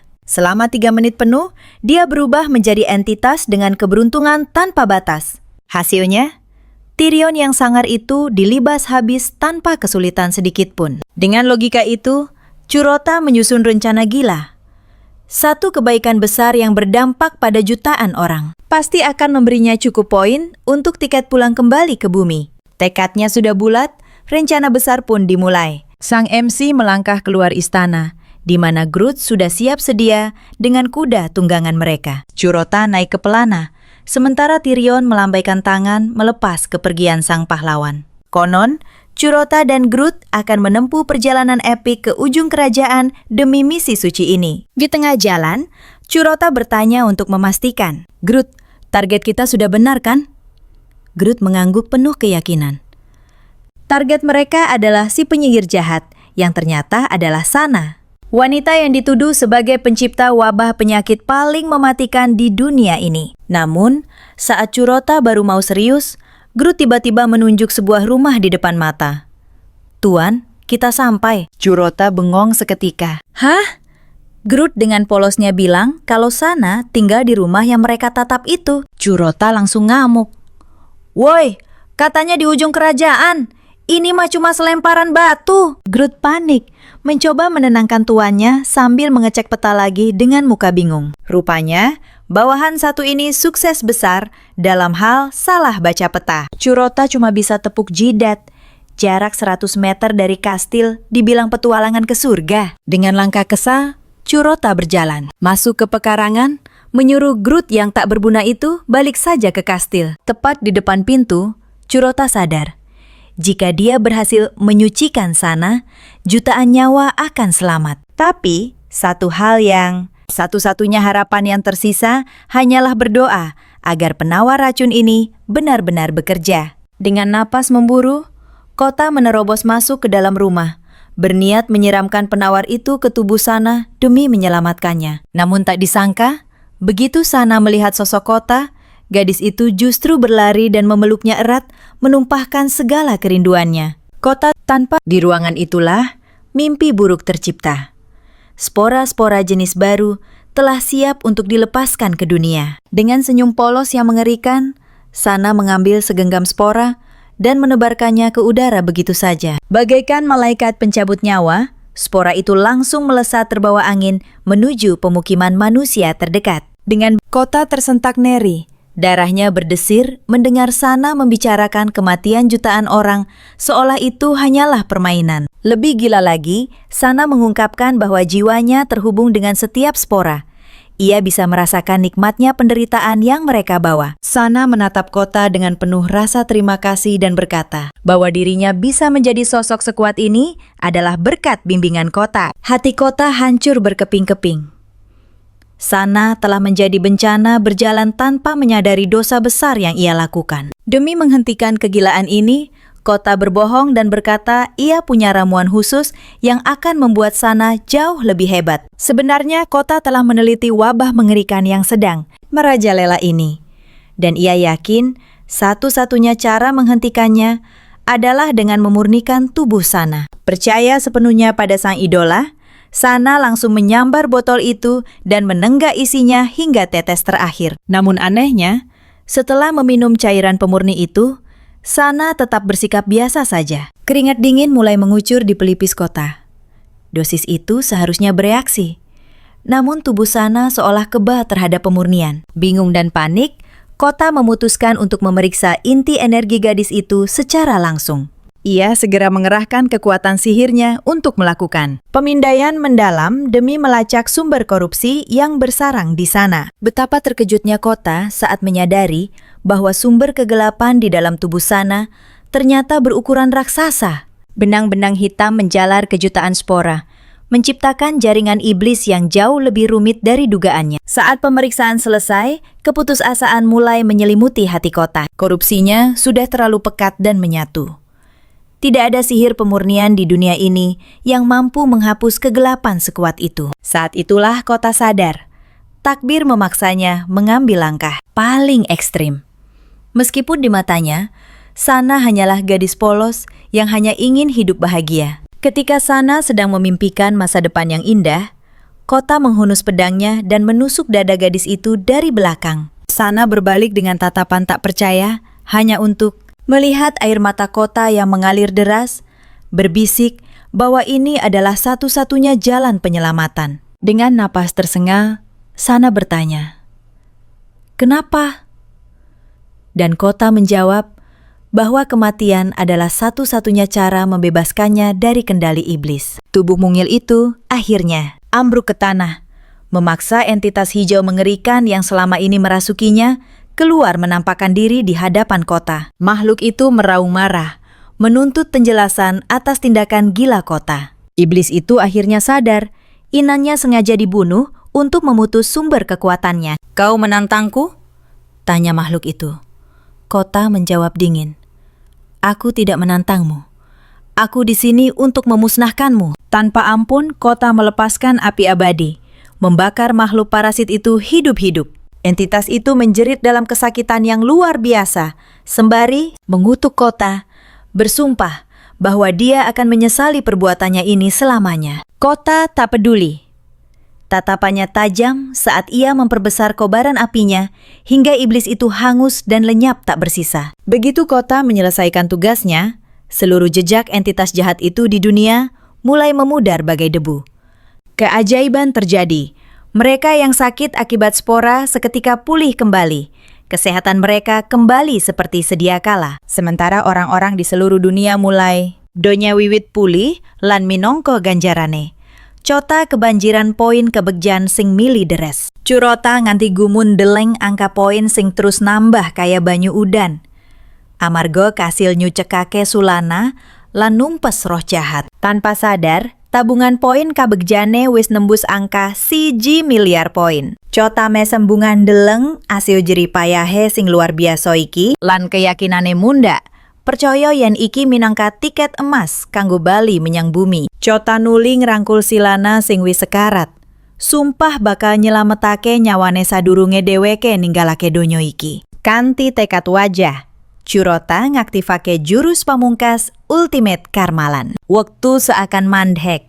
Menehi dheweke wektu 3 menit kanthi kabegjan tingkat dewa. Atine Curota lega nalikan deling statuse saiki wis owah dadi divine luck utawa kabegjan ilahi. Nanging ing angkasa ono ancaman bebayani. Sawijining planet lagi melesat nuju planet tartamtu. Ing wektu sing pada, penyihir putih wis siap ngleburake kabeh suku Centaur kanthi sihire. Pas tenan sihir kuwi diluncurake, ono meteor liwat sing nampi lan belokake serangan maut kasebut. Sihir sing meleset kuwi malah nyasar adoh lan tumuju langsung menyang omahe.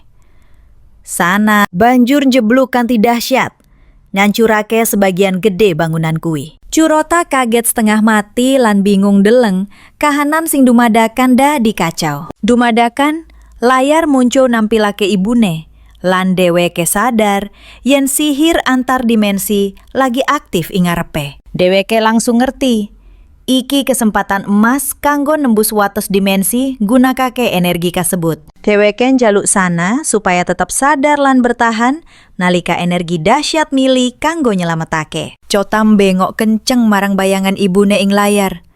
Janji bakal enggal muli sawise nyelametake nyawa Sana. Tangane ngegegi nyoba nggayu ibune kayak biasane nanging tembok energi sihir kuwi kuat banget.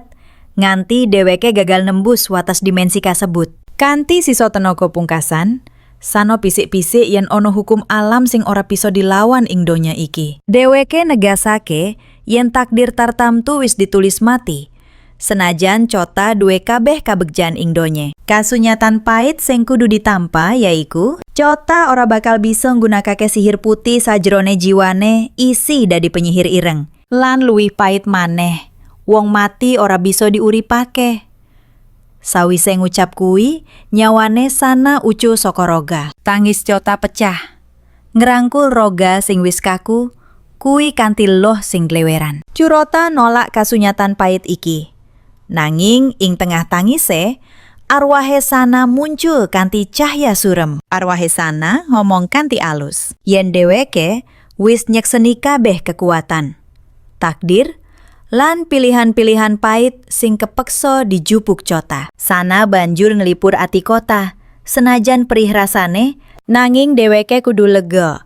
Amarga wis kasil mbebasake Sana saka penderitaan donya. Sana ngaku yen kabeh kadurjanan biyen dudu kekarepane, dheweke mung wong wadon sing ngelak rasa tresno. Kanthi rasa matur nuwun sing tulus, arwahe Sana wiwit pudar lan ilang saka pandangan. Ing wektu kuwi, Curota sadar yen dosa Sano sing nyebabake pati jutaan nyawa isih ana itungane. Lan panggonan sing nunggu dheweke dudu swarga, nanging dasaring neraka sing paling peteng. Kanthi ultimate karma sing isih nyisa 1 menit luwih, Curota ngetokake jurus terlarang Astral Ascension demi nyelametake wanita paling malang ing donya iki. Mantra iki ngasilake energi sing gegirisi nganti bumi gonjang-ganjing.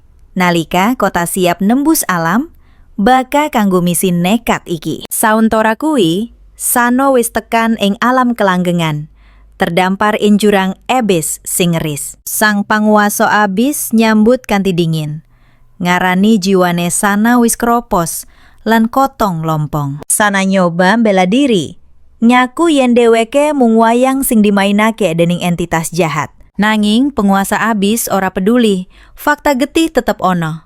Sano tanggung jawab marang pati 1,2 yuta manungsa. Ing dasare, kaputusan wis bunder lan hukuman bagi dosa ini adalah siksaan kekal di dalam api penyucian tanpa ujung. Sang penguasa abis dengan dingin menyatakan bahwa takdir Sana telah disegel oleh catatan hitam yang tak bisa diubah. Sana terus memohon dengan putus asa, karena ia bersumpah tidak pernah bermaksud melakukan satu pun kejahatan yang dituduhkan padanya. Ia merasa dihakimi secara tidak adil, namun sang penguasa hanya menyuruhnya menghapus air mata karena tidak ada harapan yang akan datang. Para utusan kegelapan mulai mengepung Sana, bersiap menyeretnya menuju kebinasaan abadi.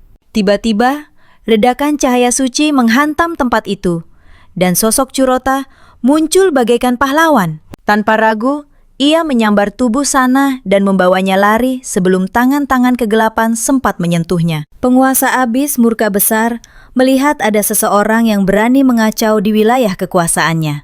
Ia segera memerintahkan seluruh pasukannya untuk memburu Curota dan Sana sampai dapat. Dan pada titik kritis ini, waktu Curota hanya tersisa 1 menit lagi. Beruntung bagi mereka berdua, para malaikat kegelapan belum bisa menyentuh mereka karena perlindungan karma mutlak masih aktif. Namun pasukan kegelapan bukanlah lawan sembarangan.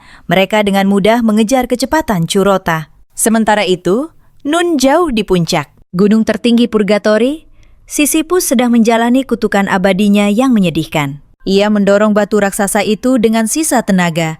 Namun tepat sebelum mencapai puncak, pegangannya terlepas dan batu itu menggelinding jatuh. Para malaikat kegelapan baru saja hendak menyergap Curota ketika batu raksasa itu jatuh tepat waktu, melindas mereka dan memberi Curota celah untuk kabur. Curota menghela napas lega melihat keajaiban itu, dan dengan tenang melanjutkan perjalanan menuju gerbang surga. Namun sesampainya di sana, keputusasaan kembali menghantam, karena pasukan kegelapan ternyata sudah menunggu kedatangan mereka. Curota terbelalak kaget, tak menyangka mereka bisa mengejar secepat kilat. Saat para malaikat kegelapan hendak menghabisi Curota, tiba-tiba ledakan cahaya lain memukul mundur mereka. Curota menoleh dan mendapati bahwa penyelamatnya adalah sang malaikat agung Gabriel. Gabriel berkata ia akan menahan pasukan kegelapan dan mendesak Curota untuk segera menitipkan Sana di gerbang surga. Curota tersenyum tipis saat mendekati gerbang surga. Namun tiba-tiba, sebuah ide gila melintas di benaknya. Ia merasa ada tempat lain yang jauh, lebih pantas untuk Sana. Mengingat gadis itu telah menderita seumur hidupnya di dunia. Curota pun nekat melewati gerbang surga biasa dan melesat langsung menuju Nirwana. Gabriel panik bukan main melihat tindakan itu.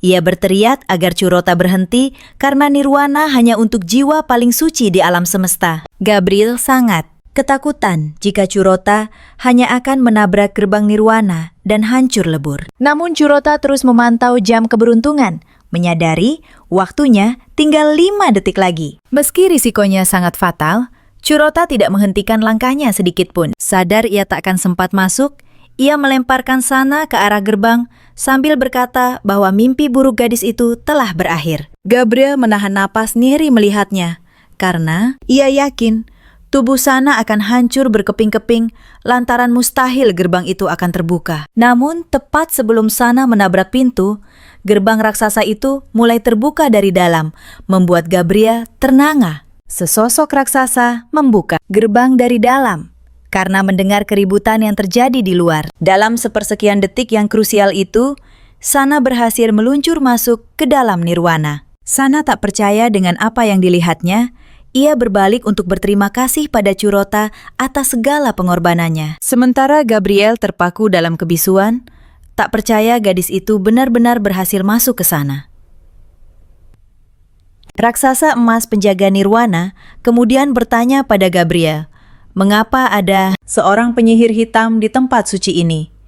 Namun, Gabriel buru-buru berkilah bahwa ia akan menanganinya karena ini hanya salah paham semata. Ora let suwe saka kadadean kuwi. Cota alon-alon melek, kesadaran lan sukmane wis bali manunggal sampurno ing ragane maneh. Kanthi kebak rasa tresna, tangane ngelus pipine Sana, ngarep-arep bocah ayu kuwi bisa nemu kabahagiaan sejati ing kauripan anyare. Dene ing alam swarga, Sano saiki wis ora dewekan maneh.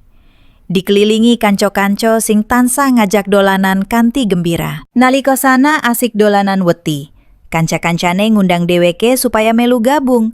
Lan nalika dheweke ngadeg, ing ngisor kono katon gambar Curota lan Groot sing lagi wae diukir ing wedi dening tangan cilike. Bali menyang donya manungsa, ibune Curota saiki katon luwih tegar lan sehat tinimbang sadurunge. Nalika ditakoni apa dheweke bakal nyekar menyang makame putrane kaya biasane, sang ibu mung mesem tipis. Dheweke mangsuli yen kuwi ora perlu maneh.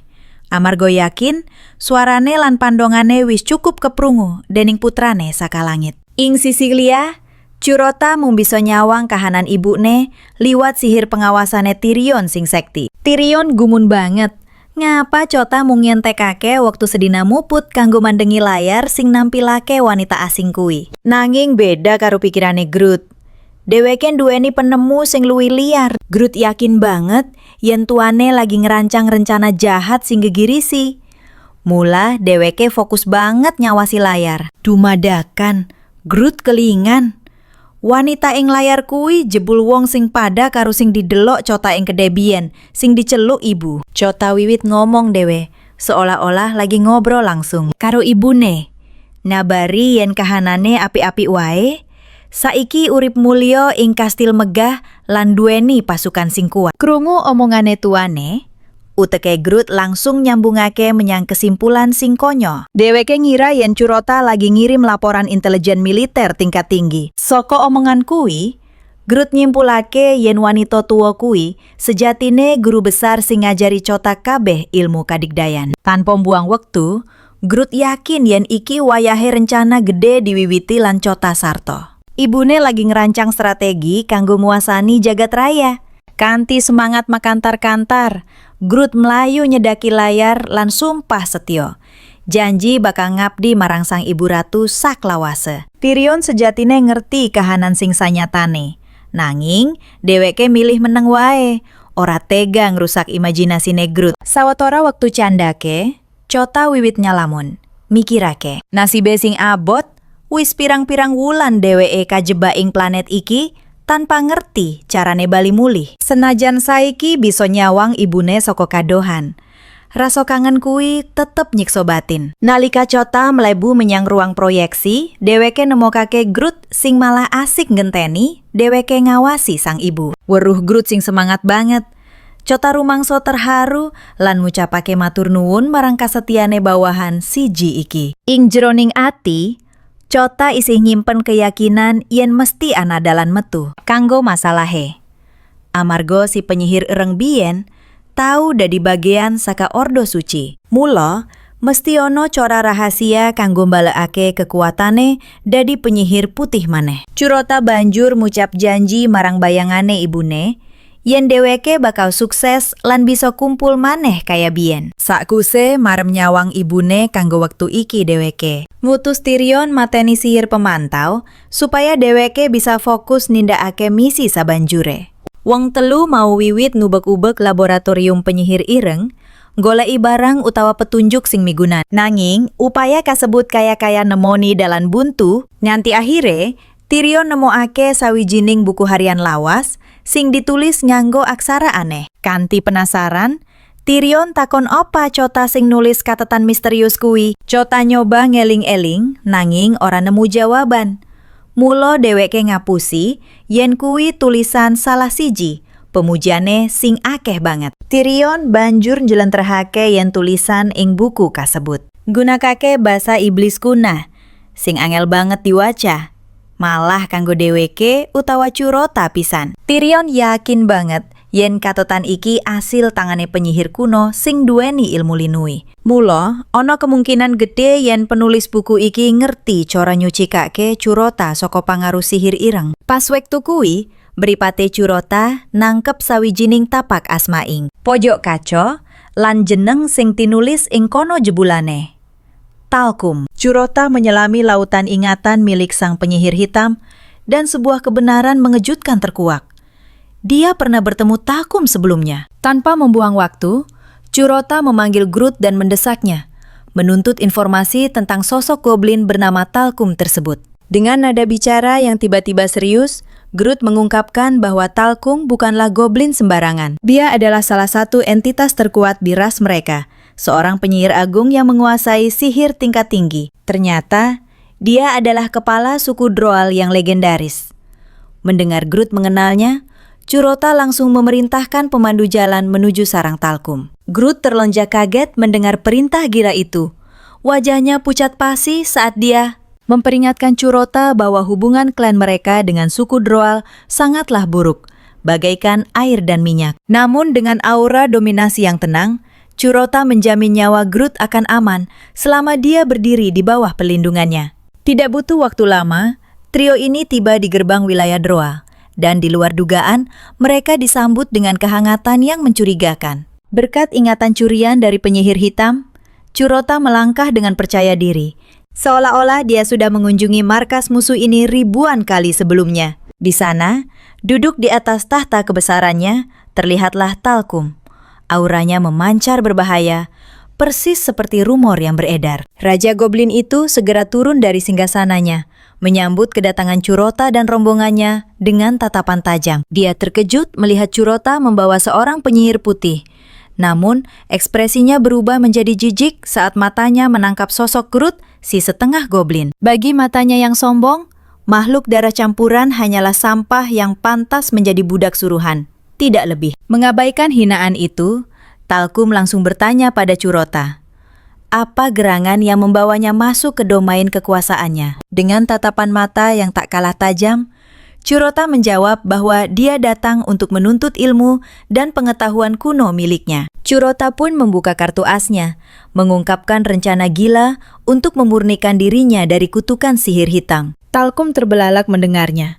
Rasa penasaran menyelimuti benaknya saat dia bertanya mengapa seseorang ingin membuang kekuatan dahsyat itu. Churota menjawab singkat bahwa takdirnya menuntut hal itu dan sangat krusial baginya untuk segera menguasai elemen sihir putih. Mengangguk paham, Talkum meyakinkan Churota bahwa dia sanggup meracik eliksir pemurnian legendaris untuknya. Akan tetapi, ada satu syarat mutlak yang harus dipenuhi agar ramuan itu sempurna, sebuah harga yang mahal. Ternyata, bahan utama yang dibutuhkan sangatlah langka dan keji, yaitu tubuh seorang penyihir putih yang masih utuh. Mata licik Talkum melirik ke arah Tyrion, menyarankan agar mereka langsung saja menumbalkan penyihir putih yang dibawa Churota saat ini. Wajah Tyrion langsung pucat pasi, nyaris pingsan mendengar nasib mengerikan yang menantinya.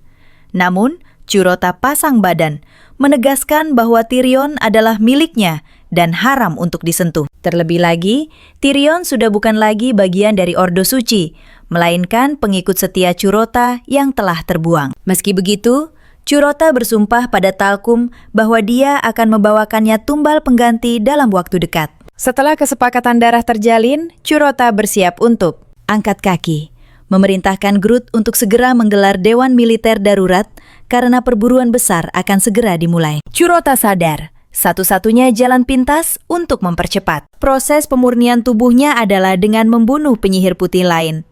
Namun, dia harus bermain cerdik. Dia akan mengincar target yang korup, sehingga pembunuhan ini akan dianggap sebagai tindakan kepahlawanan bagi rakyat jelata.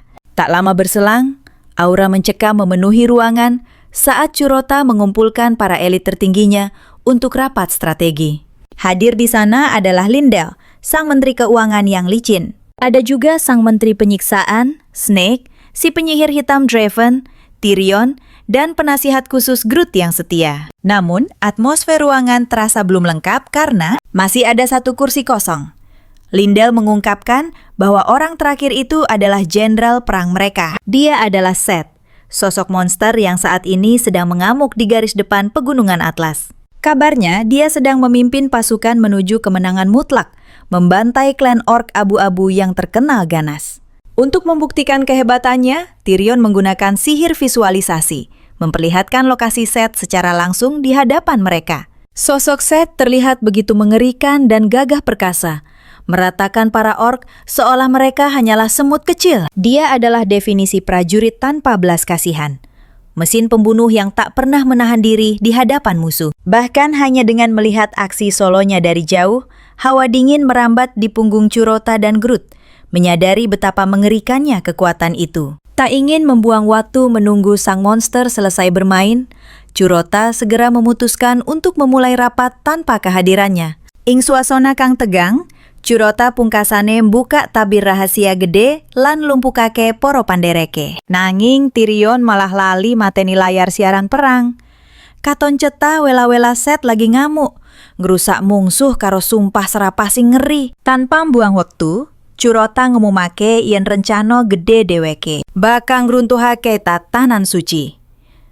Target utama serangan iki ora liya, yaiku penyihir putih. Sadar yen siaran mau mung ngrusak konsentrasi, Curota perintah Tyrion supaya mateni visual kasebut. Ula banjur maju lan takon, apa Curota wis duwe target khusus sing bakal dadi korban? Ing jero atine, Curota langsung ngaktifake jurus andalane, mode ngapusi tingkat dewa. Kanthi suara mantep lan kebak wibawa, dheweke ngaku yen targete yoiku penyihir putih paling kejem ing sejarah donya iki. Penyihir iki dudu sembarang manungsa. Dosa-dosane numpuk gunung. Nganti jenenge wae bisa nggawe para ksatria dreg-deg keweden lan lutute lemes. Kabeh sing lungguh ing meja bunder iku langsung kobong atine. Dendam kesumatnya wiji, lan dheweke kabeh wis siap ngancurake sosok kasebut tanpa sisa. Nalika Curota menehi isyarat, kanthi kompak kaya paduan suara neraka, kabeh nyebut siji jeneng. Canol si tangan besi. Curota mantuk kanthi eseman misterius, banjur ngumumake yen iki wayahe. Canol nampak karma pait saka kabeh tumindake. Nanging Groot kanthi was-was takon babagan pasukan Bloody Militia sing gegirisi. Curota katon bingung. Nanging Groot ngelingake yen kuwi dudu prajurit biasa. Nanging asu penjaga setia Canol. Dheweke dikenal minangka kelompok tentara bayaran paling medeni lan kejem ing kabeh tlatah kulon. Sanajan krungu kabar niri iku, Curota tetep tenang kaya banyu segora. Babar blas ora krasa wedi. Kanthi tegas, dheweke perintah Groot nyapake kabeh pasukan kanggo perang gede sing bakal guncang donya. Sanyatane, Curota wis nglakoni latihan roko saijone pirang-pirang minggu kanggo wayah penentuan iki. Lan babagan Canol, dheweke ndelik ing kastil terpencil sing dijaga ketat dening pasukan Bloody Militia sing ganas. Bejane, Groot wis nindakake tugas kanthi sampurna. Dheweke kasil nglumpukake kabeh iblis sing ora melu ekspedisi Seth dadi siji kekuatan gede. Nalika Curota metu saka kastil, Groot nyambut kanthi hormat nglaporake yen kabeh persiapan wis mateng. Curota ngadeg ing balkon lan pemandangan ing ngisore nggawe getih dadi panas. Lautan prajurit wis siap nunggu perintah. Sing gumunake, Groot gunakake lambang ibu minangka simbol semangat kanggo ngobong nyali para prajurit. Ora mung kuwi, dedikasine ngungkuli akal sehat. Lambang suci kui diukir ing kulit para prajurit, nggawe semangat tempur dheweke murup nganti tekan langit. Ndeleng loyalitas tanpa wates iki, Curota bener-bener kesengsem karo asile kerja keras Groot. Tanpa nunggu suwe, Curota lan pasukan iblis wiwit melaku nembus tlatah kulon, wilayah kekuasaan Cano. Nanging, ing bayang-bayang, Cano jebule wis ngerti kabeh. Malah, dheweke ngerti sapa sejatine Curota ing balik topenge. Ing kemah pasukan iblis, Curota mbuka jendela status kanthi serius. Atine lega nalikan deleng angka-angka kasebut, kabeh persiapan perang wis sampurna. Sadurunge nantang maut lawan Cano, Curota wis mestekake yen Dewi Fortuna ono ing tihake. Minggu kepungkur, dheweke nyusup menyang penjara. Penyiksaan duweke ulah kanthi siluman. Ewonen tawanan sing nandang sangsara ing Kano dibebasake tanpa sisa. Tindakan heroik iki ora sia-sia. Amarga sistem menehi ganjaran arupa poin keberuntungan sing melimpah. Mesti wae ulah ngamuk kaya setan nalika ngerti dolanane ilang, tanpa ngerti yen bos dhewe sing dadi dalange. Berkah saka tumindak apik kuwi, Curota saiki duwe 100.000 poin keberuntungan. Kanthi modal iki, dheweke yakin bisa ngremukake Cano dadi au. Ora let suwe, Tyrion wiwit sambat bosen, njaluk supaya pengepungan iki cepet dirampungake. Nalika Tyrion ragu, apa Groot bakal teka, Curota kanthi santai lan kebak kapercayan. Nyamin yen Groot ora bakal cidra ing janji. Pas wektune, bumi gonjang-ganjing lan Groot njedul saka jero lemah gawa mesin bor raksasa sing medeni. Cepulane, si Groot duwe kertu as. Dheweke sukses duduk terowongan rahasia sing nembus langsung tekan jantunge kastil Cano. Iki dalan tikus sing sempurna kanggo ngliwati kabeh pertahanan musuh. Groot kanthi dadam bluduk kebak rasa bangga. Pamer yen babagan ngeduk lemah kuwi wis dadi getih daginge bangsa goblin. Gampang banget, kaya malik telapak tangan. Nanging, bungah-bungah kuwi ora suwe. Hawa adem dumadakan nyergap nalika Snake melayu teka, nyedaki Kurota.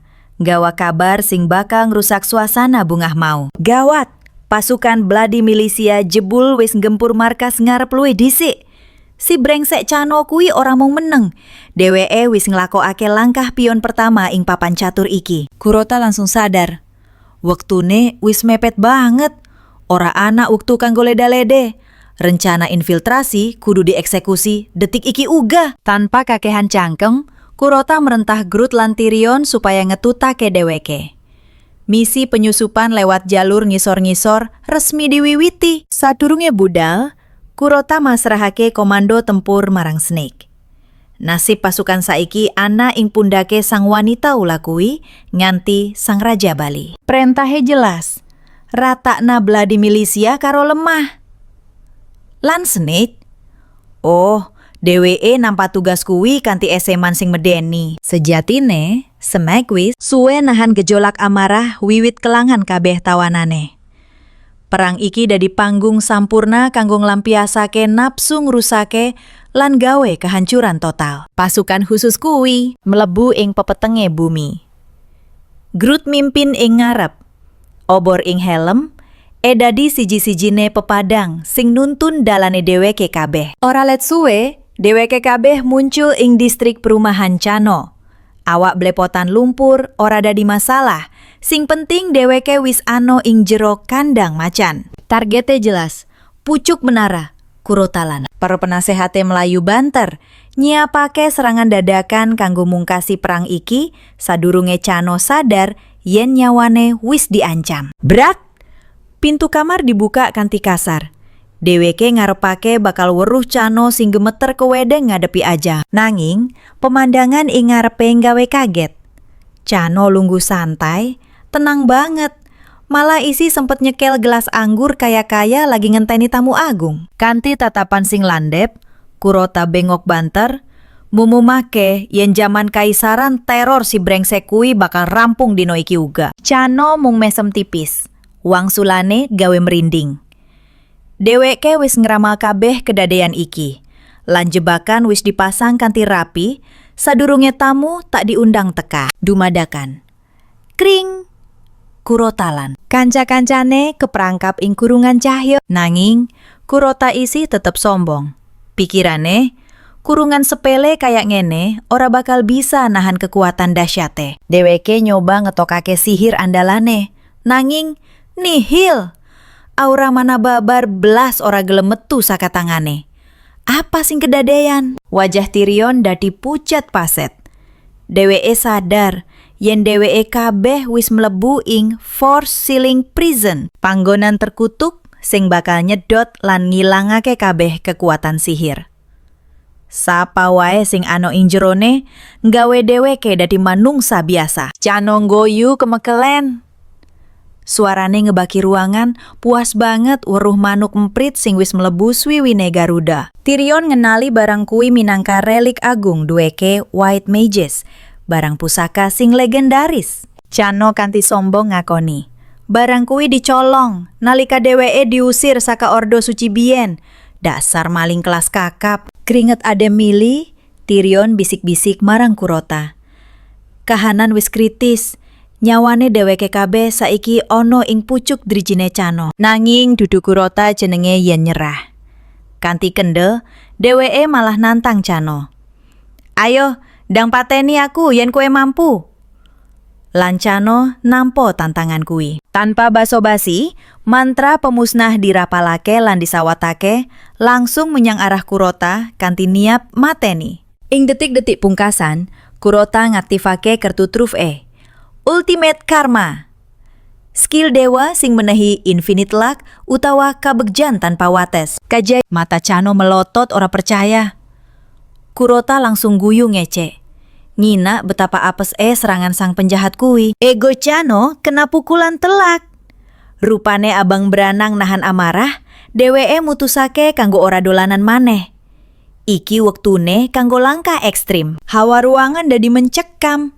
Cano ngaktifake sihir jebul suwe iki. Cano wis dadi pengintai gelap sing ngamatake uripe Kurota. Lewat moto-mata awujud lawa, ora ana siji wae gerak-gerik Kurota sing ucul saka pandangane. Dhewek tawa jahat Cano gumema maneh. Ibumu bakal dadi sasarang sabanjure.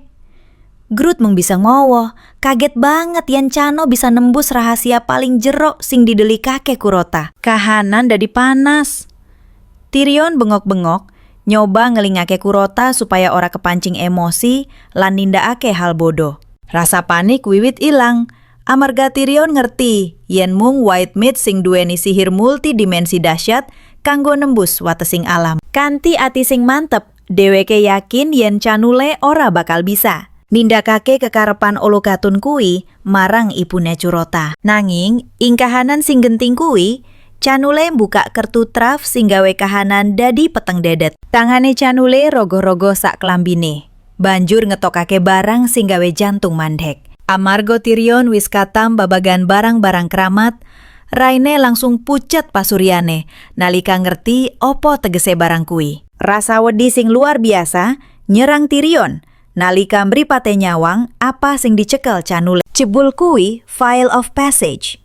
Botol pusaka sing isi geti suci White Mage. Sapa wae sing ngombe geti iku bakal bisa nembus dimensi sawetara wektu, barang sing kudune wis musnah saka jagat iki. Canule guyu kemekelen kanthi suara sing riseni ati nalika dheweke mbukak wewati yen isih ana siji botol sing kesisa lan wutuh. Tanpa mbuang wektu, dheweke ngombe getih kasebut lan sanalika akses menyang portal dimensi kabuka lebar. Sadurunge nyabrang, dheweke ninggalake pesen agawe pati marang Kurota. Pamita leh, sakwise aku rampung nyabut nyawane ibumu, aku bakal bali kanggo mateni kowe. Rasa wedi sing ora kena digambarake nyengkerem. Atine Kurota, dheweke njerit histeris nemis supaya ibune ora dipateni. Nanging, Canule ora peduli babar pisan. Lan mlaku lurus nyedaki takdire ibune Kurota. Ing wektu sing padha, batin Kurota njerit. Geneo Ultimate Karma mung meneng wae nyawang kadadean nyeri iki. Kahanan dadi saya kritis. Wektu mung kari 28 detik ing jam, itungan mundur. Kanthi putus asa, Kurota guncang awake Tyrion, nuntut supaya dheweke nyelametake ibune. Senajan atine pingin nulungi, Tyrion ngelingake kanthi pait yen kekuatane saiki ora cukup kanggo nampung sihir multidimensi sing ngedap edabi iku. Nanging Curota tetep bengok kaya wong edan. Dedes supaya Tyrion nindakake si Jiha. Curota bener-bener remuk, atine nganti ndlosor ing lemah. Panyuwune ndrenyuhake ati. Dumadakan ana gejolak aneh ing jero sukmane Tyrion. Ing sakedeping netra, sukmane Tyrion keseret menyang dimensi bumi. Dheweke nyawang sakiwa tengene lan weruh. Curota nalika isih bocah cilik. Kaya sing dikira, Curota kuwi bocah sing manis lan sregep, sing lagi ngumpulake duit kanggo tuku coklat kanggo bapake. Katon jelas yen bapake lagi nandang susah. Nanging Curota cilik kanthi tulus pengen nglipur atine. Sakwise kasil tuku coklat, dheweke nyelipake ing boncengan sepedane bapake kanthi ati-ati. Iki kudune dadi amal apik. Nanging amarga karma negatif sing ganduli, niat suci malah dadi malapetaka. Bapake nampok coklat kuwi kanthi bungah, banjur budal kerja. Nanging ing ngarepe mripate Curota dhewe, bapake tiwas kegiles tragis. Nalika Curota isih dadah-dadah. Nyawang prastawa kuwi, Tyrion melu ngrasakake trauma sing jero.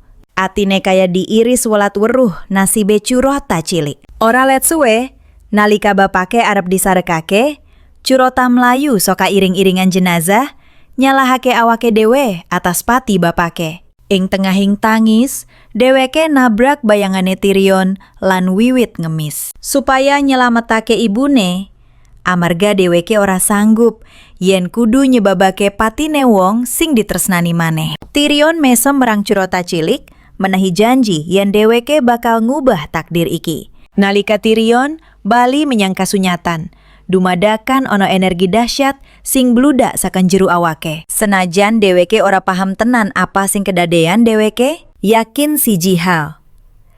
Saiki dheweke nduweni kuasa kanggo mujudake panyuwune. Curota mripate Tyrion sumunar padang, gawe Curota kaget setengah mati. Lan pungkasane Tyrion ngaktifake Supreme Multidimensional Magic. Bareng portal kasebut mbukak, dheweke bengok supaya Curota cepet mlebu amarga. Gerbang kuwi ora bakal bisa bertahan suwe. Curota nyoba nembus, nanging sial. Awake ditolak mentah-mentah dening portal. Amarga energi sihir ireng ing getihe. Tanpa ragu setitik wae, Groot nawakake pitulungan lan langsung nyilem nembus portal kasebut. Tepat di saat cakar canul hendak merenggut nyawa ibu Curota, sebuah bayangan melesat secepat kilat. Groot muncul entah dari mana. Satu tendangan maut mendarat telak di wajah iblis itu, menghempaskannya hingga menghantam mobil dengan keras. Tanpa membuang waktu, Groot langsung pasang badan. Matanya menyala dengan tekad baja untuk melindungi wanita di hadapannya. Para manusia di sekitar sana lari tunggang langgang karena ketakutan. Histeris melihat sesosok goblin yang muncul bagaikan hantu di siang bolong. Namun ibu Curota hanya terdiam kaku dalam syok. Groot berusaha menenangkannya, menjelaskan bahwa ia adalah tangan kanan sang penyihir hitam yang diutus untuk melindunginya. Groot juga memberikan peringatan keras, menegaskan pada Chano bahwa menyentuh sehelai rambut ibu Curota berarti menantang maut bersamanya. Chanul bangkit dengan seringaian mengerikan. Ia tertawa meremehkan Groot sambil berkata bahwa ia hanya butuh sedikit darah segar. Sementara itu di dimensi lain, waktu keberuntungan Curota telah habis, membuatnya kembali menjadi manusia biasa yang tak berdaya. Dalam keputusasaan karena tak berguna, ia memohon pada Tyrion untuk menembus dimensi demi membantu Groot. Namun saat ia menoleh, harapan itu hancur. Tyrion sudah pingsan, energinya terkuras habis tak bersisa. Melihat ini, Curota sadar bahwa satu-satunya harapan yang tersisa di medan perang hanyalah kesetiaan Groot. Kembali ke bumi, Chano mendidih karena amarah, kesal karena makhluk kecil itu berani membuatnya repot. Ia mengangkat tangan, berniat mencabik-cabik Groot dengan sihir penghancur. Namun, kejutan besar menantinya. Tak ada yang terjadi. Groot tertawa mengejek.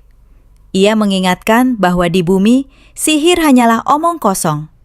Kini pertarungan ditentukan oleh otot dan kekuatan fisik semata. Mengambil inisiatif, Groot melesat maju, menerjang ke arah Chanu dengan 2 pedang terhunus siap menebas. Serangan tusukan dilancarkan, namun Chanul dengan mudah menangkisnya. Iblis itu membalas, menebas dada Groot dan melemparnya jauh ke belakang. Tubuh kecil Groot menghantam dinding dengan suara berdebum, menciptakan kepulan debu yang pekat. Melihat pengawalnya tumbang, Chanul berjalan santai menuju Ibu Curota. Niat membunuh terpancar jelas karena Curota telah berani mengusik wilayahnya. Pedang Chanul terayun untuk menghabisi nyawa sang ibu. Namun wanita itu tak menyerah. Ia menahan serangan maut itu menggunakan pintu mobil sebagai tameng. Chanul sedikit terkesan melihat wanita itu berani melawan. Namun di matanya, perlawanan manusia biasa itu tetaplah lemah dan menyedihkan. Saat Chanul sedang tertawa di atas angin, tiba-tiba sang ibu menyemprotkan cairan pedas tepat ke matanya. Chanul menjerit kesakitan. Di tengah jeritan Chanul yang buta sesaat, Ibu Curota berteriak histeris memanggil nama Groot, memintanya untuk bangun. Teriakan itu menggema di kepala Groot, menembus alam bawah sadarnya, mengingatkan bahwa ia tak boleh kalah. Ia harus kuat demi tuannya, karena Curota menggantungkan segalanya padanya. Semangat tempur Groot kembali membara. Sang ibu melemparkan tongkat pemukul besi padanya untuk digunakan sebagai senjata. Dengan sigap, Groot menangkap tongkat itu dan melompat menerjang Chanul dengan seluruh sisa tenaganya. Chanul mencoba menangkis, namun hantaman tongkat besi itu begitu keras hingga membuatnya meringis kesakitan. Situasi berbalik. Serangan Groot tak hanya kuat, tapi juga secepat kilat. Melihat peluang, Ibu Curota melemparkan semprotan merica pada Groot, menyuruhnya menggunakan itu untuk melumpuhkan musuh.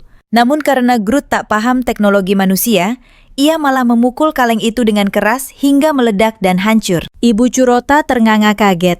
Bukan itu maksudnya.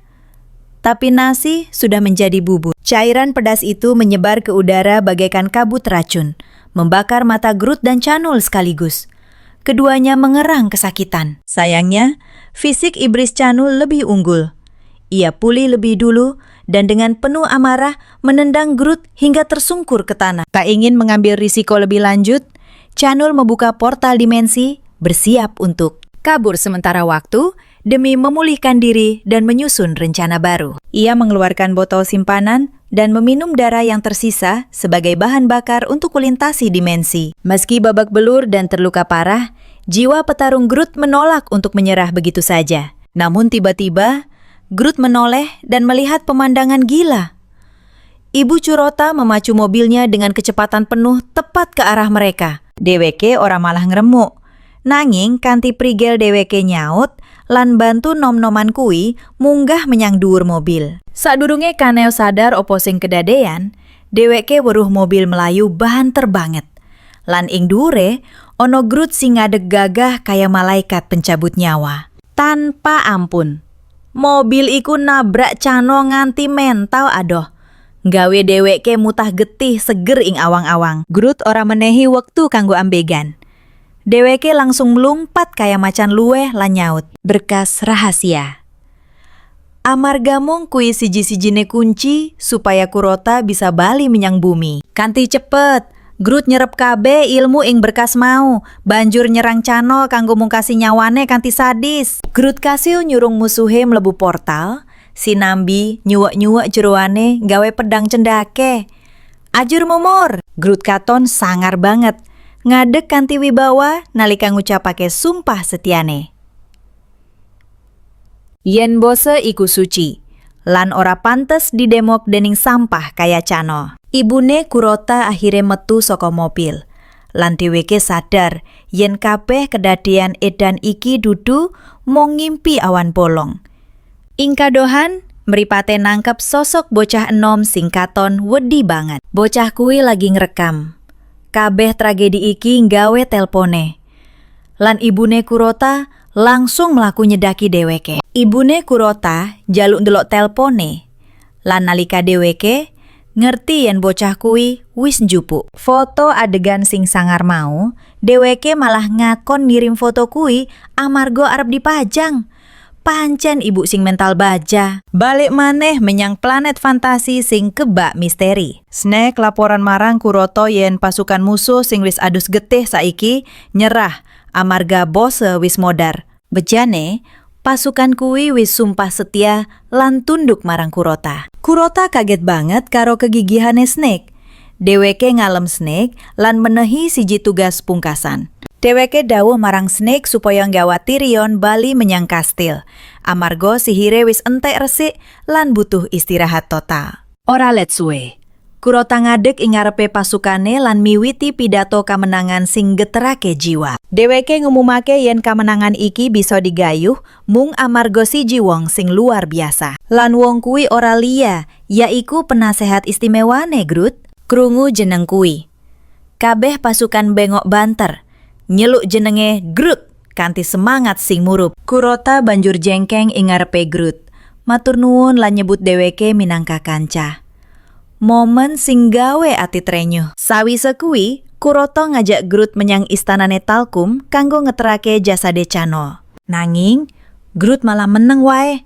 Awake kaku kaya patung suwene sawetara menit. Amarga dheweke ora percaya yen Kurota bener-bener nganggep dheweke kanca. Atine langsung luluh. Pungkasane, Groot nyakoni yen dina iki yaiku dina sing paling endah lan bagya ing uripe. Ora let suwe, dheweke tekan ing omahe Talkum lan disambut kanthi agung lan mulya. Kaya biasane, Kurota nguncalake jasade Chano menyang lantai tanpa basa-basi. Karo ngomong marang Talkum, yen bahan kanggo ramuan obat wis kasedia. Talkum kaget setengah mati nalika sadar yen Kurota bener-bener kasil ngalahake musuh sing paling medeni kuwi. Talkum ngalem Kurota. Ujar yen jenenge pancen pantes dadi legenda ing jagat iki. Kurota banjur takon opo kabeh bahan wis siap, lan Talkum mantuk kanthi yakin. Nanging, dheweke njaluk wektu sawetara jam marang Kurota kanggo mungkasi proses gawe ramuan sing bakal nilangake sihir ireng ing awake Kurota saklawase. Kurota kaget amarga Talkum ora njaluk bayaran. Nanging Talkum mangsuli yen bisa nyelametake kanca iku wis cukup dadi bayaran. Talkum banjur merentahake pasukan goblin spesial kanggo nggawa jasade Hel menyang laboratorium supaya persiapan ritual bisa langsung diwiwiti. Sawetara wektu sabanjure, Kurota lan Groot katon mlaku-mlaku santai ing koridor istanane Talkum. Kurota wis ora sabar nunggu proses pemurnian rampung supaya dheweke bisa nggunakake sihir multidimensi maneh. Kurota banjur nyebutake para goblin sing katon. Liwat mau lan ngomentari kepiye tangguh lan medeni penampilan dheweke kabeh. Groot benerake lan ngomong yen dheweke dijuluki Papat Bilahi, amarga dheweke prajurit paling sekti ing suku Drogal. Jebule, jeneng kuwi asale saka suara kriuk, balung sing diremuk dening rahang dheweke sing kuat. Ngeri tenan. Groot mbuka wati sing gekirisi. Yen suku Drogal wis nelukake kabeh klan musuh lan dadi panguasa goblin sing paling digdaya. Nanging, kanthi sombong, Groot ngaku yen klane dhewe iku istimewa lan beda saka liyane. Dumadakan, kupinge pada krungu suara ameh saka kamar ing burine. Dheweke banjur mreksa, nanging kamar iku katon suwung blong. Kurota ora percaya yen kamar iku kosong. Mula dheweke netokake sihir kanggo mbuka samubarang sing didelikake ing kono. Groot langsung sadar yen papan iku sejatine ruang kerjane Talkum. Firasate kanda, mesti ana dalan rahasia sing didelikake ing kono. Berkat sihire Karota, dheweke nemokake pemicu rahasia awujud buku sing nyalawadi. Dalan rahasia iku banjur kabuka. Lan Kurota ngakon Groot supaya melu mlebu. Nanging, dheweke ngelingake supaya waspada. Amarga hawa sihir ireng sing ngreri krasa banget saka ruangan nisor tanah. Nalika tekan ngisor, pemandangan sing medeni lan ora nyana-nyana wis nunggu. Atusan goblin dadi korban eksperimen kejem kanggo ngowahi awak lan kekuatane. Groot kaget banget lan ora bisa ngomong. Nalika dheweke weruh sosok goblin, wadon sing dikenal banget ing antarane para korban.